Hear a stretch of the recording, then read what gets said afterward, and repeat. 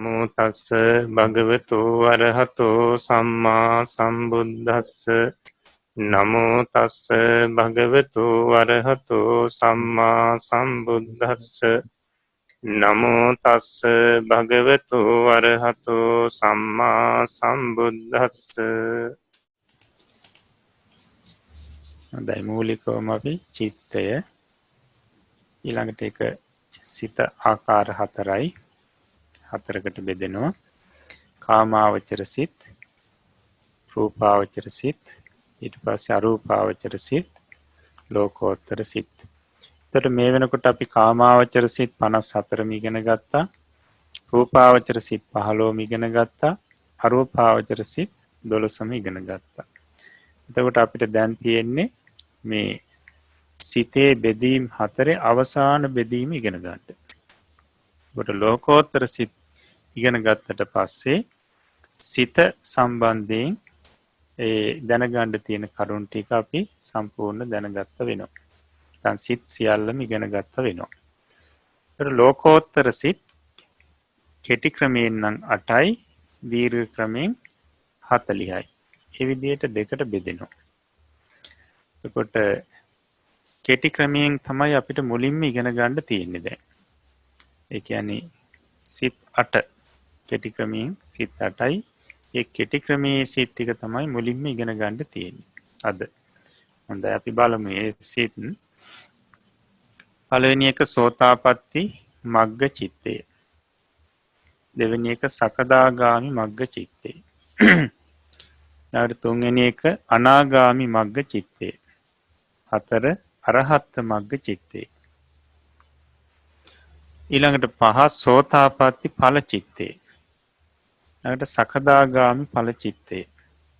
අනාගාමි ඵල චිත්තය. අරහත් ඵල චිත්තය.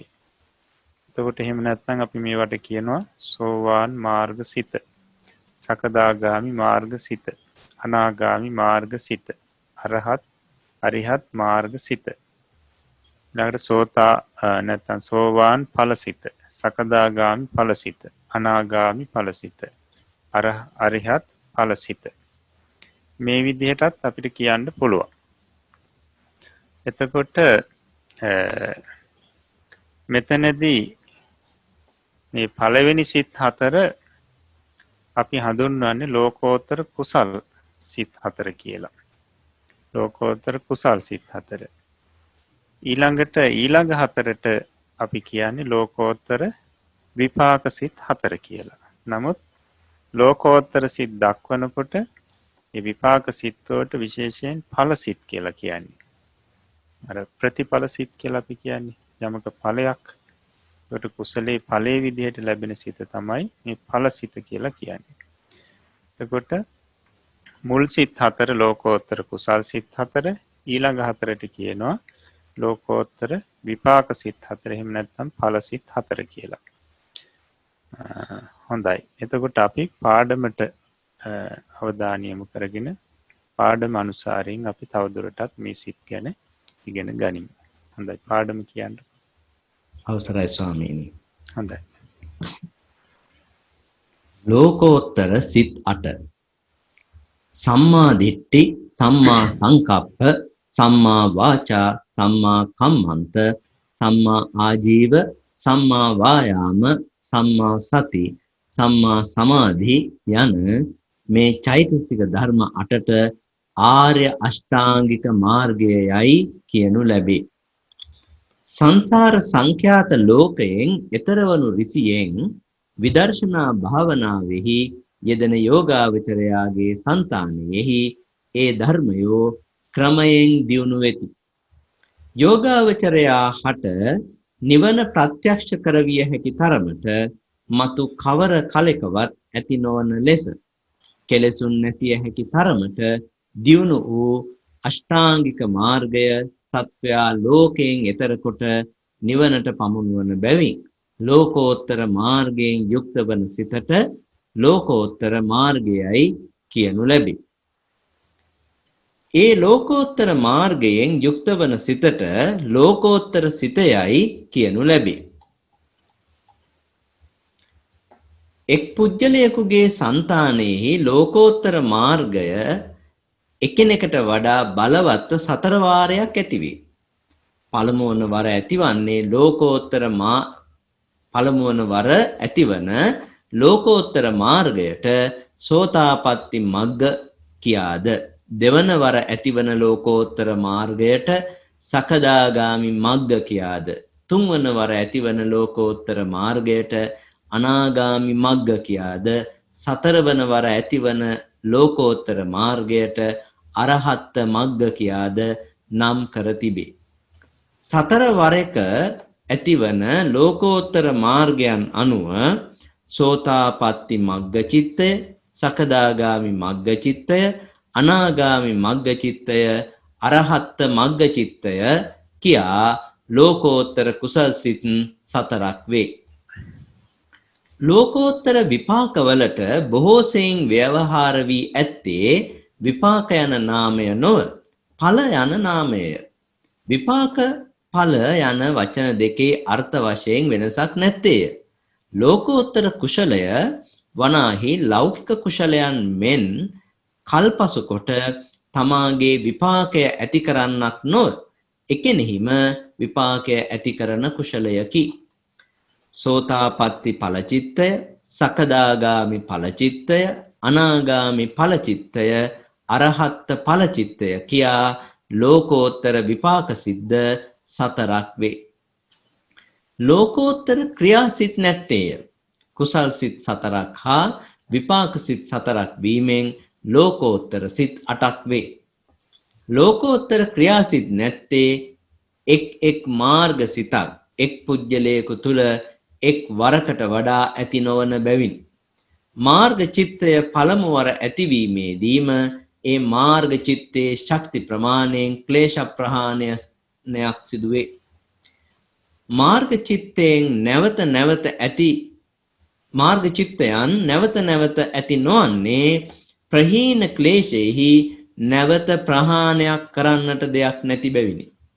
කාමාවචර සිත් සිව් 50ක්ද, රූපාවචර සිත් 15ක්ද, අරූපාවචර සිත් 12ක්ද, ලෝකෝත්තර සිත් 8ක්ද වීමෙන් කෙටි ක්‍රමයෙන් සිත් 89ක් හෙවත් 91ක් වේ. 91 චිත්තයෙහි අකුසල් 12ක්ද, කුසල් 21ක්ද, විපාක සතිසක්ද, ක්‍රියා 20ක්ද ඇත්තේය. ඒවා සොයාගත යුතු. මේ 91 චිත්තය අහේතුක සිත්ය, සහේතුක සිත්ය කියා දෙකොටසකටද, ශෝභන සිත්ය, අශෝභන සිත්ය කියා දෙකොටසකටද, ලෞකික සිත්ය, ලෝකෝත්තර සිත්ය කියා දෙකොටසකටද බෙදෙන්නේය. ඒ කොටස් වලට අයත් සිත්වල ගණන් සොයාගත යුතු. වේදනාදී බෙහෙද වලින් ලෝකෝත්තර සිත් 8 නොබෙදිය හැකිය. හොඳයි. එතකොට දැන් ලෝකෝත්තර සිත් 8 අද අපිට තියෙන පාඩම මේක පැහැදිලි කරනවා සම්මා දිට්ඨි, සම්මා සංකප්ප, සම්මා වාචා, සම්මා කම්මන්ත, සම්මා ආජීව, සම්මා වායාම, සම්මා සති, සම්මා සමාධි කියන මේ චෛසික ධර්ම 8ට ආර්ය අෂ්ටාංගික මාර්ගයයි කියනු ලැබේ කියලා. ඒ කියන්නේ ආර්ය භාවයට පත් කරන මේ මාර්ගාංග 8. නැත්නම් අංග 8කින් යොක් මාර්ගය. එතකොට මේ මෙතනදී පැහැදිලි කරනවා මේවට චෛතසික කියලා. චෛතසික. දැන් අපිට මතකයි මුලින් අපි චෛතසික කියන්නේ මොනවද කියලා කෙටියෙන් ඉගෙන ගන්නකොට කියවුණා සිත කියන්නේ දැනීම, ඒ දැනීම් ක්‍රියාව සමග එකට පහළ වෙන සෙසු ක්‍රියා චෛතසික කියලා. එතකොට අන්නේ කියපු චෛතසික අතුරින් චෛතසික 8ක් තමයි මේ ආර්ය අෂ්ටාංගික මාර්ගය කියලා කියන්නේ. චෛතසික 8කට තමයි ආර්ය අෂ්ටාංගික මාර්ගය කියලා කියන්නේ. දැන් අපි සාමාන්‍යයෙන් අද ඉගෙන ගන්නකොට සම්මා දිට්ඨිය කියනකොට මේ දුක්ඛේ ඥානං දුක්ඛ සමුදය ඥානං ඔය විදිහට විස්තර වශයෙන් අපි දන්නේ. ඇත්තටම මේ ආර්ය අෂ්ටාංගික මාර්ගයේ පරමාර්ථ වශයෙන් බලනකොට තියෙන්නේ චෛතසික ධර්ම 8ක්. ඒකට ඒ ටික අපිට පසුව ඉගෙන ගන්න පුළුවන්. මොකද තාම අපි චෛතසික කාණ්ඩේ කරලා නැහැ. ඉතින් මෙතන සම්මා දිට්ඨි. සම්මා දිට්ඨිය කියලා කියන්නේ චෛතසික අතර තියෙන ප්‍රඥා කියලා චෛතසිකයක්. නැත්නම් අපි කියනවා අමෝහය කියලා. මෙන්න මේ චෛතසිකයට තමයි මෙතන මේ සම්මා දිට්ඨිය කියලා කියන්නේ. ඊළඟට සම්මා සංකප්ප කියනකොට චෛතසික අතර තියෙන විතක්ක කියලා චෛතසිකයක්. මේකට. ඊළඟට සම්මා වාචා, සම්මා කම්මන්ත, සම්මා ආජීව කියන නමින්ම චෛතසික තියෙනවා 3ක්. ඊළඟට සම්මා වායාම කියන්නේ විරිය චෛතසිකේ. විරිය කියලා චෛතසිකයක් තියෙනවා. සම්මා සති කියනකොට සති කියන චෛතසිකේ. සම්මා සමාධි කියනකොට ඒකාග්‍රතා චෛතසිකේ. එතකොට සාමාන්‍ය ආර්ය අෂ්ටාංගික මාර්ගයේ මේ නම් වලින් දක්වන්නේ ඇත්තටම බලනකොට චෛතසික ධර්ම 8කට තමයි මේ ආර්ය අෂ්ටාංගික මාර්ගය කියලා කියන්නේ. එතකොට බලවත්ව වැඩුණු මේ චෛතසික ධර්ම 8කට ආර්ය අෂ්ටාංගික මාර්ගය කියලා කියනවා. එතකොට සංසාර සංඛ්‍යාත ලෝකයෙන් එතර වනු ඍෂීන් විදර්ශනා භාවනාවේ යෙදෙන යෝගාවචරයාගේ సంతානයේ ඒ ධර්මිය ක්‍රමයෙන් දියුණු වෙති. එතකොට මේ සම්මා දිට්ඨිය එහෙම නැත්නම් ප්‍රඥාව, විතක්ක, සම්මා සංකප්ප, විතක්ක ආදී මේ චෛතසිකයෝ මේ විදර්ශනා භාවනා වඩනකොට ක්‍රමක්‍රමයෙන් මේවා දියුණු වෙන්න ගන්නවා. බලවත් වෙන්න ගන්නවා.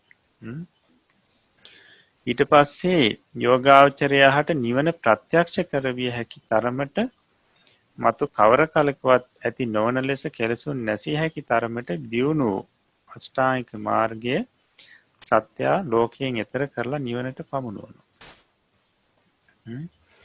එතකොට මේ චෛතසික 8 අර විදර්ශනා වඩන්න මොකද වෙන්නේ? තාම බලවත් වෙනවා. එතකොට යෝගාවචරයට අර නිවන අවබෝධ කරවන්න හැකි තරමට නැත්නම් ප්‍රත්‍යක්ෂ කරවන්න හැකි තරමට මේවා බලවත් වෙන්න ගන්නවා. ඉතින් මේ බලවත් වෙනකොට මොකද වෙන්නේ? මතු කිසි කලක නූපදින විදිහට සමහර කෙලෙස් ප්‍රහීණය වෙලා යනවා. දැන් අපි කියන සංයෝජන ප්‍රහීණය වෙන තත්ත්වයට මේවා දියුණු වෙනවා. එතකොට මෙන්න මේ තත්ත්වයට දියුණු වුණු මේ අෂ්ටාංගික මාර්ගයේ අංග 8කින් යුක්ත මේ මාර්ගය නැත්නම් මේ චෛතසිකාට සත්‍ය ලෝකයෙන් එතර කරලා නිවනට පමුණුවන බැවින් ලෝකෝත්තර මාර්ගය කියලා කියනවා. ඒකට මේ චෛතසික නැත්නම් මේ අංග 8 විදර්ශනා කිරීම තුළින් බලවත් වෙලා නිවන ප්‍රත්‍යක්ෂ කරවිය හැකි තරමට බලවත් වෙනවා. එතකොට ඒ බලවත් වෙලා මොකද කරන්නේ? මේ සත්‍ය ලෝකයෙන් එතර කරලා කියන්නේ විලාවේ කෙලෙස් නැසලා සත්‍ය ලෝකයෙන් එතර කරලා නිවනට පමුණුවනවා. එතකොට ඒ නිසා මේ ආර්ය අෂ්ටාංගික මාර්ගයට කියනවා ලෝකෝත්තර මාර්ගය කියලා. කියන්නේ සත්‍ය සංසාරයෙන් ගලවලා මේ නිවනට පමුණුවන මාර්ගය මේක. නිවනට පමුණුවන මාර්ගය නැත්නම් සත්‍ය ලෝකෝත්තර තත්ත්වයට පමුණුවන මාර්ගය. ඒ නිසා මේ ආර්ය අෂ්ටාංගික මාර්ගයට කියනවා ලෝකෝත්තර මාර්ගය කියලා. නැත්නම් අපි කෙටියෙන් කිව්වොත් අන්න අර නිවන ප්‍රත්‍යක්ෂ කරවිය හැකි මට්ටමට දියුණු මේ අංග 8ට කියනවා ලෝකෝත්තර මාර්ගය කියලා. එතකොට ඒ ලෝකෝත්තර මාර්ගයෙන් යුක්ත වෙන සිතට කියනවා ලෝකෝත්තර සිත කියලා. ඒ ලෝකෝත්තර මාර්ගයෙන් යුක්ත වෙන සිතට කියනවා ලෝකෝත්තර සිත කියලා. එතකොට මතක තියාගන්න මේ සම්මා දිට්ඨිය ආදී අංග 8ක් තියෙනවා. ඒ 8 විදර්ශනාව කියන්නේ සංසාරයෙන් එතර වීම සඳහා විදර්ශනා කරන යෝගාවචරයාට ක්‍රමක්‍රමයෙන් මේවා වැඩෙනවා. මේවා දියුණු වෙනවා.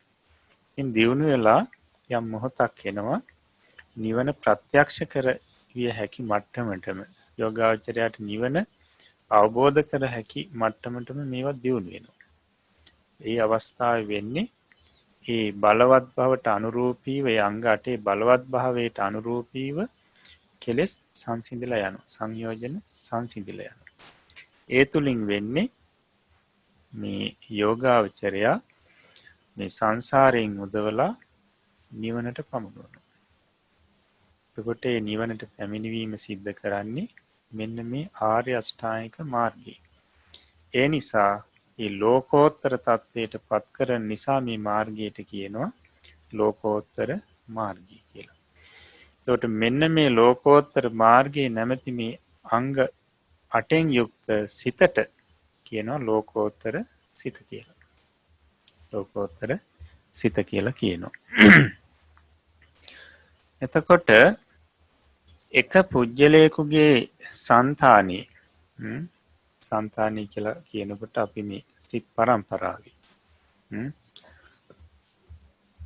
ලෝකෝත්තර මාර්ගයේ එකිනෙකට වඩා බලවත්ව වාර 4ක් ඇති වෙනවා. මේ ලෝකෝත්තර මාර්ගයේ එක් පුජ්‍යලයක් ගැන ගත්තාමයි මේ කියන්නේ එක පුජ්‍යලයකට මේ ලෝකෝත්තර මාර්ගයේ වාර 4කදී එකිනෙකට බලවත් ආකාරයෙන් පහළ වෙනවා. පළවෙනි වර ඇතිවන ලෝකෝත්තර මාර්ගයට කියනවා සෝතාපට්ටි මාර්ගය කියලා නැත්නම් සෝතාපට්ටි මග්ග කියලා. දෙවෙනි වර ඇතිවන ලෝකෝත්තර මාර්ගයට කියනවා සකදාගාමි මග්ග කියලා. නැත්නම් සකදාගාමි මාර්ගය. තුන්වෙනි වර ඇතිවන ලෝකෝත්තර මාර්ගයට කියනවා අනාගාමි මග්ග නැත්නම් අනාගාමි මාර්ගය කියලා. හතරවෙනි වතාවේ ඇතිවන ලෝකෝත්තර මාර්ගයට කියනවා අරිහත් මග්ග කියලා. නැත්නම් අරහත් මග්ග කියලා නැත්නම් අරිහත් මාර්ගය කියලා. එතකොට මේ සතර වරක ඇතිවන ලෝකෝත්තර මාර්ගයන් අනුව සෝතාපට්ටි මග්ග චිත්තේ, සකදාගාමි මග්ග චිත්තේ, අනාගාමි මග්ග චිත්තේ, අරිහත් මග්ග චිත්තේ කියලා මේ ලෝකෝත්තර කුසල් 4ක් දක්වලා තියෙනවා. එතකොට මෙතන විශේෂයෙන් මතක තියාගන්න ඕනි එක පුජ්‍යලයකගේ సంతානේ මේ ලෝකෝත්තර මාර්ගයේ පහළ වෙනවා අවස්ථා 4කදී. හැබැයි අවස්ථා 4දී මේ ලෝකෝත්තර මාර්ගයේ ශක්තිය එක හා සමාන නැහැ. මුල් අවස්ථාවට වඩා දෙවෙනි අවස්ථාවේ බොහොම බලවත්ව නැත්නම් ඒ චෛතසිකයන් බොහොම බලවත්ව පහළ වෙනවා දෙවෙනි අවස්ථාවේ. ඊට පස්සේ දෙවෙනි අවස්ථාවට වඩා තුන්වෙනි අවස්ථාවේදී මේ අංගයන් නැත්නම් මේ චෛතසිකයන් අර පෙරට වඩා බල සම්පන්නව පහළ වෙනවා. ඊට පස්සේ හතරවෙනි අවස්ථාව වෙනකොට තුන්වෙනි අවස්ථාවටත් වඩා බොහෝම බල සම්පන්නව මේ අංග ටික පහළ වෙනවා මේ සිතත් එක්ක. එතකොට මුල් අවස්ථාවේදී පහළ වෙන විට මේ අංග 8 නැත්නම් මේ ලෝකෝත්තර මාර්ගය එතකොට ඊට අනුරූපීව තමයි සංයෝජන නැති වෙන්නේ. ඊට දෙවෙනි අවස්ථාව වෙනකොට ඊට වඩා බලවත්. එතකොට බලවත් සංයෝජන නැති වෙනවා මේ අවස්ථාවේ. තුන්වෙනි අවස්ථාව වෙනකොට ඊටත් වඩා බලවත්. හතරවෙනි අවස්ථාව වෙනකොට ඊටත් වඩා බලවත්. හතරවෙනි අවස්ථාව වෙනකොට සංයෝජන සියල්ලක්ම කිසිම කලක නූපදින විදියට ප්‍රහීණය වෙලා යනවා. අන්නේ නිසා තමයි කියන්නේ මේ එකිනෙකට වඩා බලවත්ව 4 වාරයකදී මේ ආර්ය අෂ්ටාංගික මාර්ගය නැත්නම් මේ ලෝකෝත්තර මාර්ගය පහළ වෙනවා එක් පුජ්‍යලයකට. හොඳයි. ඊට පස්සේ ලෝකෝත්තර විපාක වලට බොහෝ සෙයින් ව්‍යවහාර වී ඇත්තේ විපාක යන නාමයෙන් නොව ඵල යන නාමයෙන්. ඒකට අපි දැන් මෙතෙක් කතා කරපු සිත්වලදී අපි ඉගෙන ගත්තේ කුසල් සිත, විපාක සිත, ක්‍රියා සිත. ඒ විදිහටනේ. නමුත් මෙතනදී මේ ලෝකෝත්තර විපාක වලට මේ කුසල් නිසා ලැබෙන විපාක වලට විපාක කියන නාමයෙන් නෙවෙයි ගොඩක් දුරට මේ ලෝකෝත්තරදී භාවිතා වෙන්නේ. ඵල කියන නාමයෙන්. නමුත් ඉතින් මේ විපාක කියන වචනේ ඵල කියන වචනේ අර්ථය වෙනසක් නැහැ. අර්ථ වශයෙන් වෙනසක් නැහැ. එතකොට ලෝකෝත්තර කුසලය මේ ලෞකික කුසල් වගේ මේ කල් ගත වෙලා විපාක දෙන කුසලයක් නෙවෙයි. ඒ මොහොතේදීම විපාකේ ලැබෙනවා. ඒ නිසා අපි අර ධර්ම රත්නයේ ගුණ කියනකොට අකාලික කියලා කියන්නේ. අකාලික කියලා කියන්නේ කල් නොයවාම විපාක ලැබෙනවා. ලෝකෝත්තර කුසල් වලදී වෙන්නේ ඒ කුසල්සිත පහළ වෙලා නිරුද්ධ වෙනකොටම විපාක ලැබෙනවා. විපාකසිත පහළ වෙනවා. දැන් අපි රූපාවචර කුසලයක් කරොත් ධානයක් වැඩුවොත් ඒකේ විපාක ලැබෙන්නේ රූපාවචර බ්‍රහ්ම ලෝකෙ උපදිනකොට. විපාකසිත පහළ වෙන්නේ. හැබැයි ලෝකෝත්තර කුසල්සිත උපදවා ගත්තොත් ඒ මොහොතේදී ඊට අනතුරුව විපාක ලැබෙනවා. ලෝකෝත්තර වලදී විපාක ලැබෙන අවස්ථාව කියලා කියන්නේ අර ධාන සිතක් උපදවලා විපාක ලැබෙනකොට රූප ලෝකේ ඉපදිනවා වගේ නෙවෙයි. වෙනම ඉපදීමක් සිද්ධ වෙන්නේ නැහැ මේ අවස්ථාවේදී. ඒ කුසලේ විපාකේ ලැබෙනකොට නැවත ගිහිල්ලා තැනක උපදිනවා නෙවෙයි. ඒ විපාකේ කුසාසිතට අනතුරුවම ලැබෙනවා. එතකොට විපාක සිත් හතරක් තියෙනවා අර මාර්ග සිත් 9න්ම. අද සෝතාපට්ටි ඵල චිත්තය, සකදාගාමි ඵල චිත්තය, අනාගාමි ඵල චිත්තය, අරිහත් ඵල චිත්තය කියලා. එතකොට අපි මෙතෙක් ඉගෙන ගත්තු දැන් කුසල් සිත් කාමාවචර කුසල් සිත් වේවා, රූපාවචර කුසල් සිත් වේවා, අරූපාවචර කුසල් සිත් වේවා මේ සිත් ඉගෙන ගන්නකොට මේවල විපාක සිත් කතා කරා ඊට පස්සේ ක්‍රියාසිත කතා කරා. නමුත් මේ ලෝකෝත්තර ක්‍රියාසිත කියලා කොටසක් නැහැ. ලෝකෝත්තර සිත් තියෙන්නේ කුසල් සිත් සහ ඵල සිත්. නැත්නම් මාර්ග සිත් සහ ඵල සිත්. ක්‍රියාසිත නැහැ. එතකොට මෙතනදීම පැහැදිලි කරනවා මේ ලෝකෝත්තර ක්‍රියාසිත නැති වෙන්න හේතුව. ලෝකෝත්තර ක්‍රියාසිත නැති වෙන්න හේතුව. දැන් අපි කුසල් සිත් වල ගත්තොත් කාමාවචර කුසල් සිත් වල ගත්තොත් ඒ සාමාන්‍ය කෙනෙකුට පහළ වෙනකොට ඒ සිත කුසල්. හැබැයි රහතන් වහන්සේ නමකට පහළ වෙනකොට අපි කිව්වා ක්‍රියාසිත කියලා. එතකොට ඒ කුසල් සිතම රහතන් වහන්සේ නමකට පහළ වෙනකොට ඒක ක්‍රියාසිත. එතකොට නමුත් දැන් මෙතනදී මේ මාර්ගසිත අපි ගත්තොත් මේ මාර්ගසිත එකවරක් පහළ වුණොත් එක පුජ්‍යලයකට ආයෙ පහළ වෙන්නේ නැහැ. එකවරයි පහළ වෙන්නේ එක පුජ්‍යලයකට. නැවත වාරයක් පහළ වෙන්නේ නැහැ. මොකද මේ මාර්ගසිත පහළ වෙන්නේ යම් කෙලෙස් නසන්න. සංයෝජන ධර්ම නසලා දැමීම සඳහා තමයි පහළ වෙන්නේ. එතකොට ඒ සිත පහළ වෙන අවස්ථාවේදීම සංයෝජන ධර්ම නසලා දැම්මට පස්සේ අයේ සංයෝජන ඒ සිතෙන් ප්‍රහීණය කරන්න අවශ්‍ය සංයෝජන නැහැ.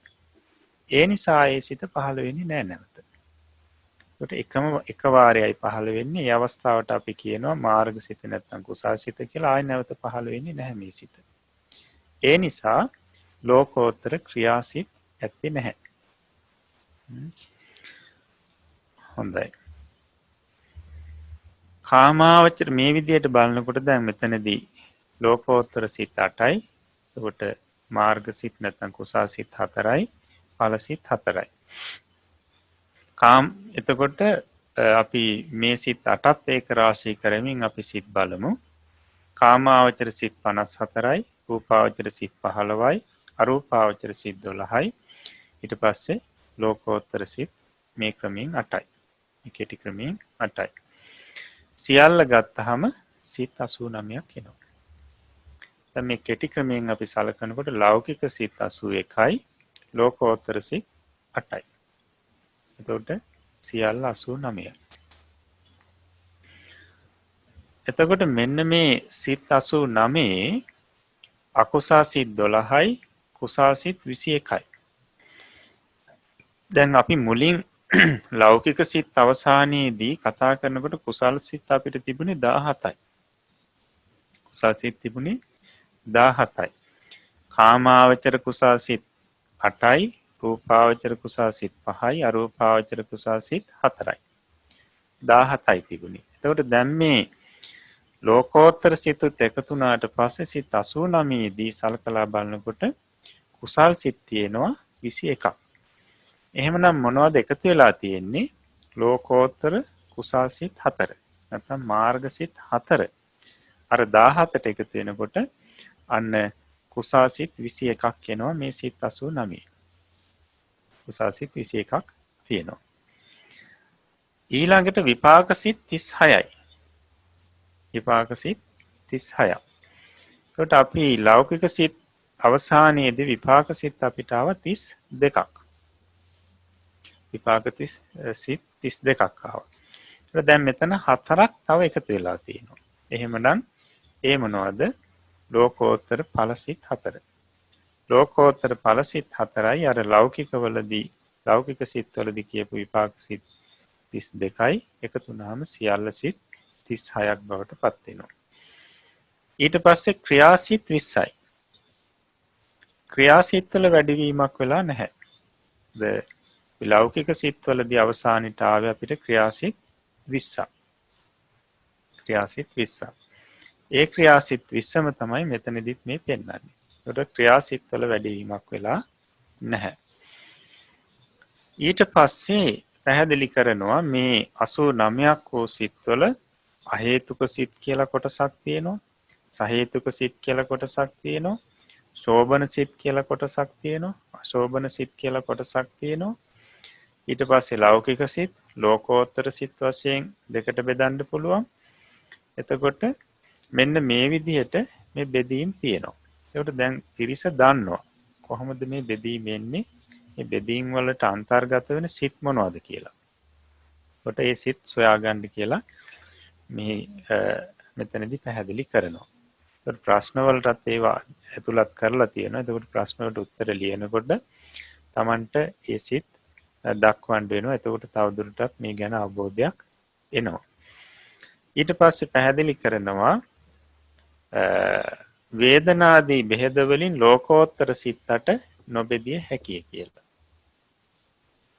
වේදනාදී බෙහෙද වලින්. කොට අපි ගත්ත සෝමනස්ස හෝ දෝමනස්ස උපේක්ෂාදී බෙහෙද වලින් මේ සිත් 8 බෙදන්න බෑ කියලා කියනවා. මොකද ඒකට හේතුව තමයි මේ බෙදීම එන්නේ මේ විස්තර ක්‍රමයේදී. ලෝකෝත්තර සිත් 40 ක්‍රමයේදී තමයි වේදනා බෙහෙදෙන් බෙදන්න පුළුවන්නේ. ඒකට මේ ලෝකෝත්තර සිත් 8 මේ සංක්ෂේප ක්‍රමයෙන් කියන්නේ. නමුත් මේ 8ම තමයි ඊට පස්සේ විස්තර ක්‍රමයෙන් අර 40ක් බවට පත් වෙන්නේ. ඒ අවස්ථාවේදී තමයි හරියටම වේදනා බෙහෙදෙන් දක්වන්න පුළුවන් වෙන්නේ. ඒකට අපිට ඒ විස්තර ක්‍රම ඉදිරියට එනවා. විස්තර ක්‍රමයෙන් ලෝකෝත්තර සිත්වල විස්තර ක්‍රමයේදී අපි වේදනා බෙහෙදෙන් ඒ සිත් හඳුනා ගන්නවා. හොඳයි. එතකොට දැන් අපි සාමාන්‍යයෙන් මේ ලෝකෝත්තර සිත් මොනවද කියන එක දැන් ඉගෙන ගත්තා. ලෝකෝත්තර සිත් කියන්නේ මොනවද කියලා. නමුත් මේ ලෝකෝත්තර සිත් පහළ වෙන්නේ කොහොමද? මේ සඳහා අනුගමනය කළ යුතු පිළිවෙත මොකක්ද කියන එක අපිට තරම් දැනුමක් නැහැ. ඉතින් ඇත්තටම මේ සම්බන්ධයෙන් පැහැදිලි කරන්නේ මේ අභිධර්මයේ අවසානයේට.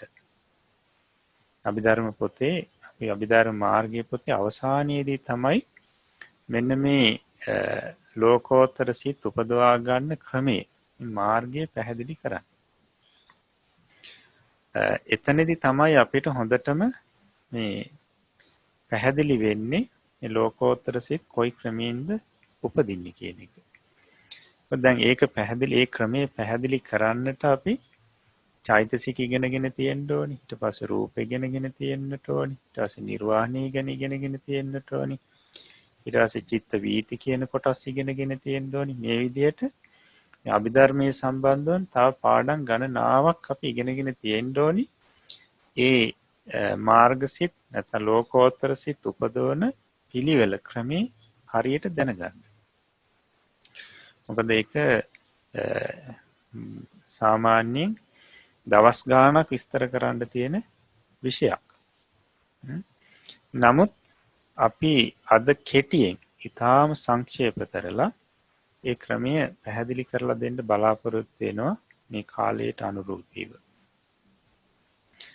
එතකොට දැන් මේ ලෝකෝත්තර සිත් උපදවා ගැනීමට කරන භාවනාව භාවනාවට අපි කියන විදර්ශනා භාවනාව කියලා. විදර්ශනා භාවනාව කියලා. ඒකට අපි ධ්‍යාන උපදවා ගන්න නේද? රූපාවචර අරූපාවචර ධ්‍යාන උපදවා ගන්න කරන භාවනාවට කියන සමත භාවනාව කියලා. එතකොට මේ ලෝකෝත්තර සිත් උපදවා ගැනීම සඳහා කරන භාවනාව විදර්ශනා භාවනාවයි. විදර්ශනා භාවනාව ගැන තමයි පැහැදිලි කරන්න ඕනි මේ ලෝකෝත්තර සිත් උපදවන ක්‍රමය ගැන සඳහන් කරනකොට. එතකොට මේ ලෝකෝත්තර සිත් ඉපදවීම දක්වන්නේ මේ මාර්ගය දක්වන්නේ පියවර 7කින්. පියවර 7කින් තමයි දක්වන්නේ මේ ලෝකෝත්තර සිත් ඉපදවීම දක්වා මාර්ගය. ඒකට අපි කියනවා සප්ත විසුද්ධිය කියලා. විසුද්ධි 7ක්. ඒකට අහලත් ඇති පිරිස මේ සීල විසුද්ධිය, චිත්ත විසුද්ධිය, ඊළඟට දිට්ඨි විසුද්ධිය, ඊට පස්සේ කාංකා විතරණ විසුද්ධිය, ඊට පස්සේ මග්ගා මග්ග ඥාන දර්ශන විසුද්ධිය, ඊට පස්සේ පටිපදා ඥාන දර්ශන විසුද්ධිය, ඊට පස්සේ ඥාන දර්ශන විසුද්ධිය. මෙන්න මේ පියවර 7න් තමයි මේ විදර්ශනා මාර්ගය නැත්නම් මේ ලෝකෝත්තර සිත් ඉපදීම දක්වා මාර්ගය පැහැදිලි කරන්නේ. ඒකට පියවරෙන් පියවරට පියවර 7ක් තියෙනවා. එතකොට මේ පියවර 7 පළවෙනි එක තමයි සීල විසුද්ධිය කියලා කියන්නේ. සීල විසුද්ධිය. එතකොට සීල විසුද්ධිය කියලා කියන්නේ පිරිසිදු සීලය. පිරිසිදු සීලයක් තියෙනවා නම් අන්න සීල විසුද්ධිය කියන එක සම්පූර්ණයි. සීලෙන් පිරිසිදු වෙන්න ඕනි. එතකොට මේ මාර්ගඵල ඉපදවීමට යන ගමනේදී මුල් පියවර හැටියට දක්වන්නේ සීල විසුද්ධිය. මොකද මේ සීලේ පිරිසිදු නැත්නම් දුස්සීල කෙනෙකුට ධානයක් හෝ මාර්ගඵලයක් උපදවන්න බෑ.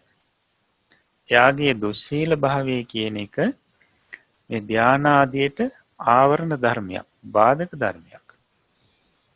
ඒ නිසා උසස් දෙයක් උපදවන්න යනකොට ඉස්සලම සීලේ පිරිසිදුව තියෙන්න ඕනේ. ඒකට අන්න තමන්ගේ සීලේ පිරිසුදු නම් සීල විසුද්ධිය කියන පළවෙනි පියවර සම්පූර්ණ වෙනවා. සීල විසුද්ධිය කියන පළවෙනි පියවර සම්පූර්ණ වෙනවා. එතකොට දැන් ගිහි කෙනෙකුට නම් ඒ ගිහි පින්වතුන්ට අදාළ පංච සීලේ වේවා, අට සීලේ වේවා, නැත්නම් ගිහි දස සීලේ වේවා, මේ කොයි හෝ සීලයක් සමාදන් වෙලා ඒ සීලේ පිරිසුදුව රැකගෙන ඉන්න ඕනේ. එතකොට සීල විසුද්ධිය කියන පළවෙනි පියවර එතනදී පිරිපුන් වෙනවා. ස්වාමින්වහන්සේ නමකට නම් ස්වාමින්වහන්සේලාට අදාළ සීලේ පිරිසිදු කරගන්නට ඕනේ. ඒ සීලේ පිළිටන්න ඕනේ. මේක තමයි පළවෙනි විසුද්ධිය නැත්නම් පළවෙනි පියවර සීල විසුද්ධිය. ඊට පස්සේ දෙවෙනි එක හැටියට දක්වනවා චිත්ත විසුද්ධිය. චිත්ත විසුද්ධිය කියලා මෙතනදී අදහස් කරන්නේ මේ සිත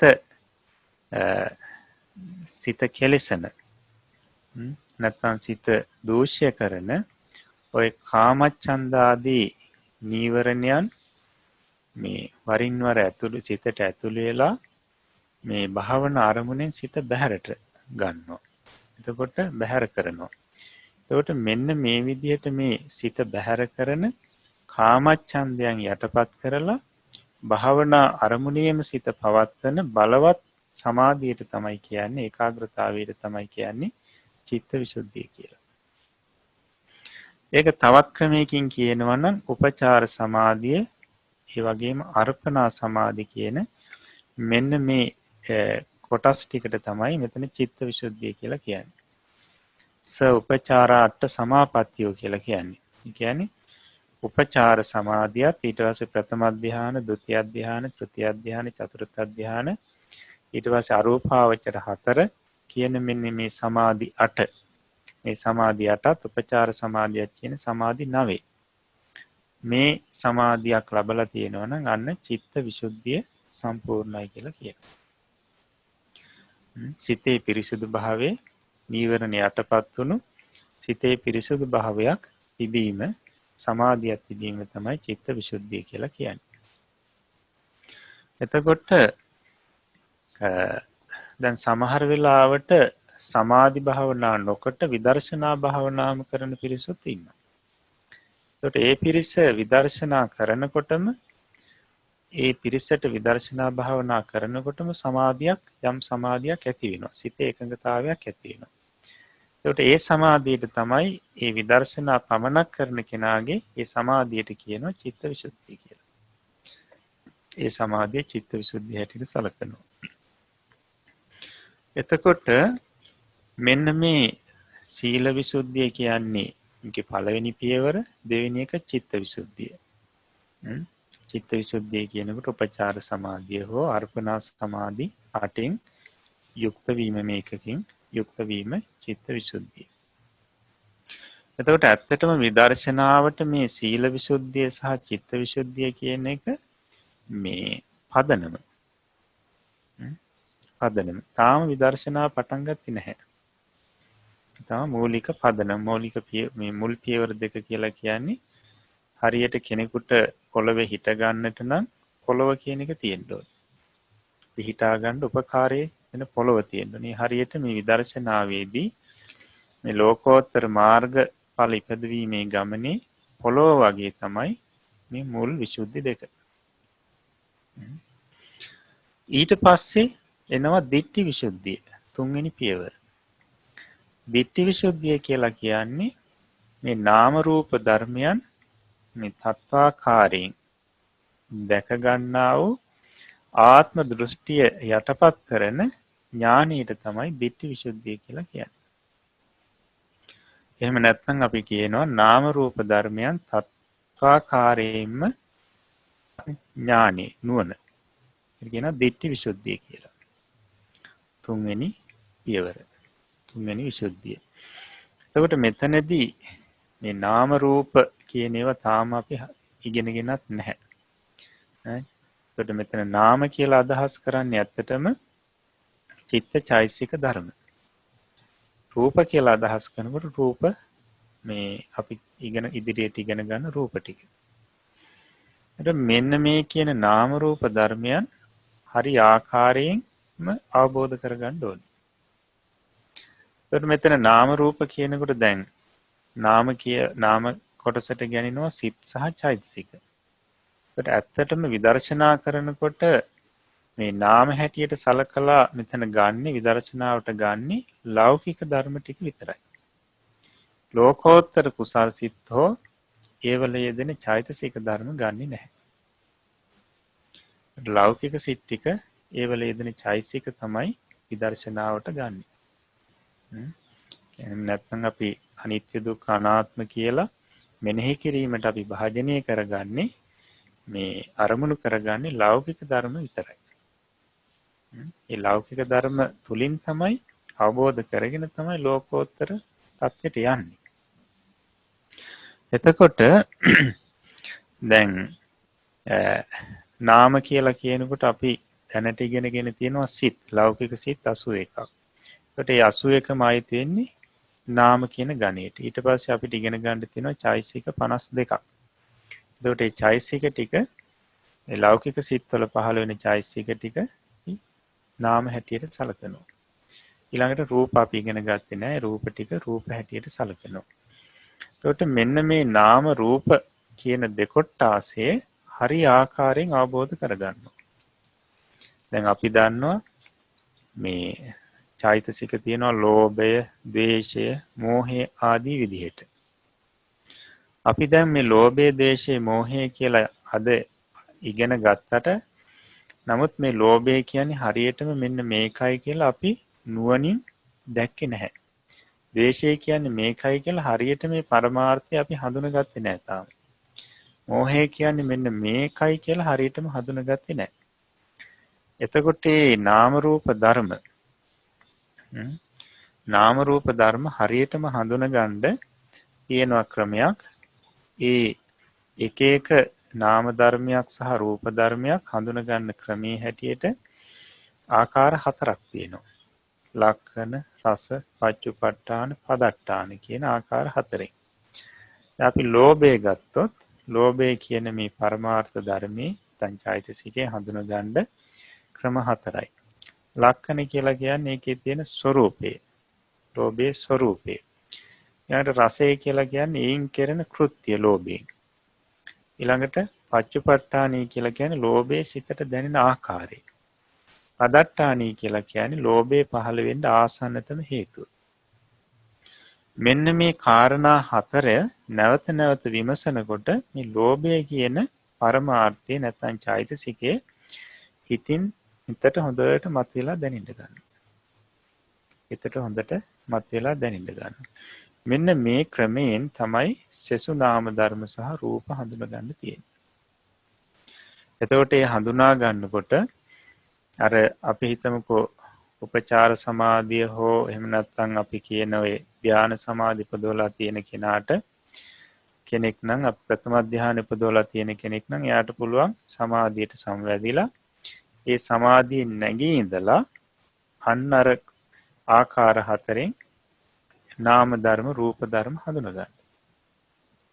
නාම ධර්ම සහ රූප ධර්ම හඳුනා ගන්න. එතන හඳුනා ගැනීම සඳහා එක එක ක්‍රම තියෙනවා.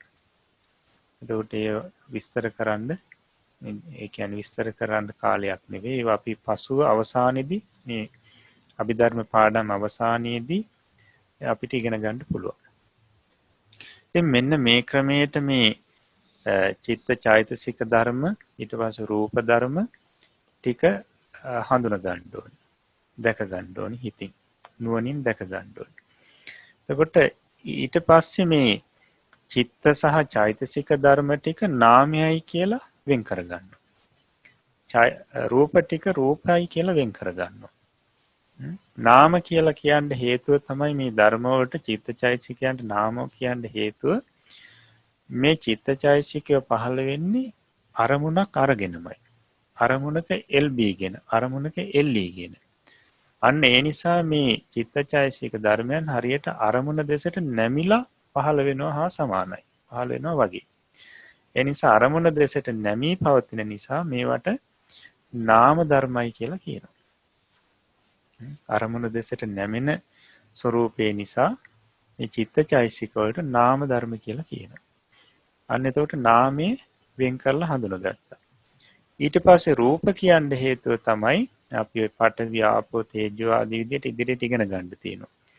ඒවට තමයි රූප කියලා කියන්නේ. රූප කියන්න හේතුව තමයි ඒව සීත උෂ්ණ ආදී නිසා මේවා වෙනස් වෙනවා. ඒ නිසා ඒවට රූප කියලා කියනවා. අන්න එතකොට අර චිත්තචෛතසිකයන් හඳුනා ගන්නකොට යෝගාවචරයට තේරෙනවා මේවා මේ අරමුණ දෙසට නැමෙන ස්වરૂපයෙන් යුතු නිසා මේවා නාම. ඊට පස්සේ රූප පඨවි ආපෝ තේජෝ ආදී මේ සීතෝෂ්ණ නිසා වෙනස් වෙන ධර්ම. ඒ නිසා මේවා රූපයි කියලා හඳුනා ගන්නවා. එතකොට නාමය කියලා කියන්නේ නාමයට, රූපය කියන්නේ රූපයට. එතකොට නාම රූප කියන්නේ දෙකොට්ටාසයක්. කොට්ටාස දෙකක් කියලා හොඳින් දැනගන්නවා. එතකොට මෙන්න මේක මේ නාම රූප ධර්මයන් හඳුනා ගන්න මොකද වෙන්නේ? කලින් හිතාගෙන හිටපු මේ මම නැත්තම් සත්‍යයක පුජ්‍යලයක කියලා හිතාගෙන හිටපු ස්වરૂපය මේ වැරදි දැක්ම යටපත් වෙන්න ගන්නවා. වැරදි දැක්ම යටපත් වෙන්න ගන්නවා. හුදෙක් තියෙන්නේ මේ නාම රූප ධර්ම කියන කොටාස දෙකක් විතරයිනේ කියන අවබෝධය එනවා. සත්‍යයක් මේවා තුල සත්‍යයක් නැහැ. මේ නාම රූප දෙකොටාසේ සත්‍යයේ පුජ්‍යලයක් නැහැ. හුදෙක් මේ නාම රූප විතරයි තියෙන්නේ. එතකොට මම කියලා හෝ ආත්ම වශයෙන් හෝ ගන්න දෙයක් ඇත්තේ නැහැ කියලා මෙන්න මේ අවබෝධය ඇති වෙනවා. එතකොට නාම රූප ධර්මයන් විදිහටම ඒවත් තත්තාකාරයෙන් ඒවල ස්වરૂපයට අනුරූපීවම දකිමින් ඊට පස්සේ මේ ආත්ම සංඥාව යටපත් වෙන ඥානයට තමයි කියන්නේ දිට්ඨි විසුද්ධිය කියලා. නැත්නම් අපි නාම රූප පරිච්ඡේද ඥානයි කියලා කියනවා. එතකොට මේ දිට්ඨි විසුද්ධිය සම්පූර්ණ කරගත්තට පස්සේ, ඒ කියන්නේ තුන්වෙනි පියවර සම්පූර්ණ කරගත්තට පස්සේ ඊළඟට තියෙන්නේ කාංකා විතරණ විසුද්ධිය කියලා මේ හතරවෙනි පියවර. කාංකා විතරණ විසුද්ධිය. එතකොට කාංකා විතරණ විසුද්ධිය කියලා කියන්නේ දැන් මේ දැකගත්තු හඳුනාගත්තු නාම රූප ධර්මයන් සම්බන්ධව සැක ශාංකා තියෙන්න පුළුවන්. මොකද මේ ධර්මයන් අතීතයේ තිබුණාද අනාගතයේ තියෙනවද? එතකොට මේ ධර්මයන් ඇති වෙන්නේ කොහොමද? දෙවියෙක් විසින් මැව්වද? නැත්නම් ඉබේම ඇති වෙනවද? ඉතින් මේ විදිහේ මේ සම්බන්ධයෙන් සැක තියෙනවා. එතකොට මෙන්න මේ සැකයන් දුරු කරන කියන්නේ අතීත අනාගත වර්තමානයේ තියෙන තුන් කාලයටමයි මේ නාම රූප ධර්මයන් සම්බන්ධයෙන් තියෙන සැක දුරු කරමින් මේ නාම රූප ධර්මයන්ගේ උත්පත්ති හේතු දක්නා නුවණට කියනවා මේ කාංකා විතරණ විසුද්ධිය කියලා. කාංකා විතරණ විසුද්ධිය. එතකොට දැන් අර දිට්ඨි විසුද්ධිය තුලින් නාම රූප ධර්මයන් විදිහටම හඳුනාගත්තා. මේ සත්පුජ්‍යල ස්වરૂපයක් නැති බව තේරුම් ගත්තා. අවබෝධය ලැබුණා. ඊට පස්සේ මේ කාංකා විතරණ විසුද්ධියේදී කරන්න තියෙන්නේ නාම රූප ධර්මයන්ගේ හේතු, මේවා පහළ වෙන්න හේතු, ඇති වෙන්න හේතු හඳුනා ගැනීම. අන්න ඒ සඳහා තමයි කරන්නේ ඔය පටිච්ච සමුප්පාදේ සම්මර්ෂණය කිරීම. පටිච්ච සමුප්පාද ක්‍රමය මෙතනදී අනුගමනය කරනවා. දැන් ගත්තොත් තමන් කියලා ඇත්තටම කියන්නේ නාම රූප ධර්ම. අපි දැන් මේ භවයේ ගත්තොත් නාම රූප ධර්ම. ඒතකොට නාම රූප ධර්මයන්ට හේතුව මොකද්ද? විඥානයි. නේද? විඥානයට හේතුව මොකද්ද? සංස්කාර. සංස්කාර වලට හේතුව මොකද්ද? අවිද්‍යාව. ඔන්න ඔය විදිහට මේ නාම රූප ධර්මයන් ඇතිවීමේ හේතුව ඇතිවීමේ සැබෑ හේතු මේ පටිච්ච සමුප්පාදාදී ඔස්සේ හඳුනා ගන්නවා. අන්න එහෙම හඳුනා ගන්නකොට දකින්නවා වර්තමානයේ මේ නාම රූපයන්ට හේතුව මේවා. ඒතර අතීතයේත් පහළ වුණේ මේ නාම රූප. ඒවටත් හේතුව මෙන්න මේවා. අනාගතයේත් පහළ වෙන්නේ සත්‍ය පුජ්‍යලෝනේ මේ නාම රූප ධර්මයි. ඒවට හේතුවත් මෙන්න මේ හේතුම තමයි. ඒකට මේ හේතු නිසා තමයි මේ නාම රූප ධර්මය නැති වෙන්නේ. අන්න මේ විදිහට අවබෝධ කරගන්නකොට මේ නාම රූප ධර්මයන් දෙවියෙක් මැව්වා කියලා තියෙන මේ වගේ දෘෂ්ටි ඇති වෙනවා නම් මේවා මේ දෘෂ්ටි නැතිලා යනවා. ඊට පස්සේ නාම රූප ධර්මයන් ඉබේම ඇති වුණා කියන දෘෂ්ටියක් තිබුණා නම් ඒවත් නැති වෙලා යනවා. අන්න එතකොට තුන් කාලයටමයි නාම රූප ධර්මයන් සම්බන්ධයෙන් ඒ තියෙන සැක සියල්ලම දුරු වෙනවා. දැන් කෙනෙකුට අතීතේ මං හිටියාද අනාගතේ ඉන්නවද අතීතේ මං කොහොමද හිටියේ කියලා මේ විදිහට සැක එන්න පුළුවන්. හැබැයි මේ පටිච්ච සමුප්පාදාදී ඔස්සේ මේ නාම රූප ධර්මයන්ගේ හේතු බලනකොට ඒ සැක සංකා දුරු වෙලා යනවා. මම කියලා හෝ කෙනෙක් අතීතේ හිටියේ නැහැ. තිබුණේ නාම රූප ධර්ම විතරයි. ඒවා පහළ වෙන්න හේතු මෙන්න මේවයි කියලා හඳුනා ගන්නවා. එතකොට මෙන්න මේ හඳුනා ගැනීම වශයෙන් පවතින ඥානයට තමයි කාංකා විතරණ විසුද්ධිය කියලා කියන්නේ.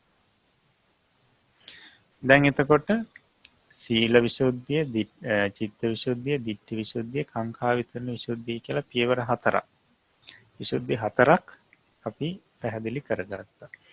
දැන් එතකොට මේ යෝගාවචරය නාම රූප ධර්මත් හඳුනාගත්තා. නාම රූප ධර්මයන්ගේ පහළ වීමේ හේතුත් හඳුනාගත්තා. නාම රූප ධර්මයන්ගේ පහළ වීමේ හේතුත් හඳුනාගත්තා. ඊළඟට තියෙන්නේ මේ මග්ගා මග්ග ඥාන දර්ශන විසුද්ධිය. මග්ගා මග්ග ඥාන දර්ශන විසුද්ධිය කියලා කියන්නේ ඉදිරියට විදර්ශනා කරගෙන යනකොට මේ විදර්ශනා මාර්ගයෙන් බැහැර කරවන යම් බාධා එනවා. උපක්ලේශ කියලා අපි කියනවා මේවට. එතකොට මෙන්න මේ උපක්ලේශ ආවට පස්සේ උපක්ලේශ මැඩගෙන මේ උපක්ලේශයන්ට ගොදුරු වීම මේ මාර්ගයෙන් පිටපැනීමක්. ඒක නෙවෙයි මෙන්න මේකයි මාර්ගය කියලා. මේ මාර්ගය සහ නොමග දන්නා නුවණට තමයි දැනගන්නා නුවණට තමයි මග්ගා මග්ග ඥාන දර්ශන විසුද්ධිය කියලා කියන්නේ. එතකොට මේ මග්ගා මග්ග ඥාන දර්ශන විසුද්ධිය ඇති කරන්න තියෙන්නේ දැන් අර හේතු සහිතව නාම රූප ධර්මයන් හඳුනාගත්තනේ. ඒවල හේතුත් එක්කම දැන් මේ යෝගාවචරයට ඊට පස්සේ කරන්න තියෙන්නේ මේ නාම රූප ධර්මයන් ත්‍රිලක්ෂණයට නංවන එක. ත්‍රිලක්ෂණයට නංවනවා. ඒ කියන්නේ නාම රූප ධර්මයන් අනිත්‍ය වශයෙන්, දුක්ඛ වශයෙන්, අනාත්ම වශයෙන් මෙනෙහි කරනවා. මේ ත්‍රිලක්ෂණයට නංවන. එතකොට ඒකෙදි රූපය, වේදනාව, සංඥාව, සංස්කාර, විඥාන කියලා කොටස් පහකට බෙදාගෙන මේ නාම රූප ධර්මයන් මෙනෙහි කරන්න පුළුවන්. එතකොට මේ මෙනෙහි කිරීමට 11 ආකාරයක් පැහැදිලි කරනවා. රූපය ගත්තොත් එතකොට අතීත අනාගත පච්චුප්පන්න, අජ්ජත් බාහිර, දසෝලාරික සුකුම, ඊට පස්සේ හීන ප්‍රනීත, ඊට පස්සේ දූර සන්තික, ඔන්න ඔය විදිහට තියෙනවා 11 ආකාරයක්. රූපය ගත්තාම අතීත රූපස්කන්ධය. එතකොට අතීත රූපස්කන්ධේ ඒ මොහොතේදීම නිරුද්ධ වුණා. වර්තමානයට ආවේ නැහැ. ඒ නිසා අනිත්‍යයි. ඒ වගේම ඒ අතීත රූපය ඇතිවීම නැතිවීම දෙකෙන් පෙළුණා. ඒ නිසා පෙළුණ නිසා දුකයි. එහෙම නැත්නම් ඒ නැතිවීම නිසාම බිය කියන එකයි ඇති වෙන්නේ. ඒ නිසා බියගෙන දෙන අර්ථයෙන් දුක්ඛයි. දුක්ඛ ලක්ෂණය යුක්තයි. ඒ වගේම ඊට පස්සේ මේ ආත්මය කියලා හෝ මම කියලා හෝ ගන්න සාරයක් නැහැ මේ රූපේ. ඒ නිසා අනාත්මයි. ආත්ම ස්වરૂපයක් නැහැ. ඒ නිසා අනාත්මයි. ඔය විදිහට අතීත රූපේ, ඊට පස්සේ වර්තමාන රූපස්කන්ධය, ඊළඟට අනාගත රූපස්කන්ධය, ඊළඟට තමාගේ රූප, ඒක තමයි අජ්ජත් කියන්නේ. ඊළඟට බාහිර කියන්නේ අන්‍යයගේ රූප. ඊට පස්සේ ඕලාරික රූප කියලා කොටසක් තියෙනවා. ඒ ටික බලන ඔය ක්‍රමී. ඊළඟට සුකුම රූප කියලා කොටසක් තියෙනවා. ඒ ටික බලනවා. ඊට පස්සේ හීන රූප කියන්නේ අකුසල් විපාක වලින් ඉපදුණු සත්‍යයන්ගේ රූප හීනයි කියලා කියනවා. සතර අපාය ආදී සත්‍යයන්ගේ. ඒ රූප බලනවා ත්‍රිලක්ෂණයට නංවනවා. ඊට පස්සේ ප්‍රනීත. ඒ කියන්නේ මිනිස්යන්ගේ දෙවියන්ගේ ওই විදිහට ප්‍රනීත රූප. ඊට පස්සේ ඒ ළඟ තියෙන රූප, තමන්ගේ රූප. ඊට පස්සේ දුර තියෙන රූප. ওই විදිහට ඔය 11 ආකාරයකින් මේ රූපේ අනිත්‍ය දුක්ඛ අනාත්ම භාවයේ හඳුනා ගන්නවා. ওই විදිහටම වේදනාවේ, සංඥාවේ, සංස්කාර, විඥාන කියන ස්කන්ධවලත් ওই විදිහටම හඳුනා ගන්නවා. එතකොට දැන් මේ විදිහට විදර්ශනා කරනකොට මේ ත්‍රිලක්ෂණයට නාම රූප ධර්මයන් නංවා බලනකොට අන්න හොඳට තේරෙන්න ගන්නවා මේ නාම රූප ධර්ම සියල්ලක්ම අනිත්‍යයි, වගේම දුක්ඛයි, අනාත්මයි. හොඳට මේ අවබෝධය ඇති වෙනවා. එතකොට මේ ආත්ම සංඥා එහෙම ඕම යටපත් වෙනවා. ඊළඟට කරන්න තියෙන්නේ මේ නාම රූප ධර්මයන්ගේ ඇතිවීම නැතිවීම බලනවා. දැන් අර ත්‍රිලක්ෂණයට නංවා බැලීම කියන එකට අපි කියනවා සම්මසන ඥාන අවස්ථාව කියලා. ඊට පස්සේ කරන්නේ මේ නාම රූප ධර්මයන්ගේ ඇතිවීම නැතිවීම බලනවා. එතකොට රූපය ගත්තාම රූපේ ඇති වෙන්නේ කොහොමද? මෙන්න මේ හේතු නිසා ඇති වෙනවා. මේ හේතු නිරුද්ධ වෙනකොට රූපය නිරුද්ධ වෙනවා. ඊට පස්සේ වේදනාව මෙන්න මේ හේතු නිසා ඇති වෙනවා. මේ හේතු නිරුද්ධ වෙනකොට වේදනාව නිරුද්ධ වෙනවා. ඔන්න ඔය විදිහට මේ නාම රූප ධර්මයන් ඇති වෙන සැටි සහ නැති වෙන හැටි බලනවා.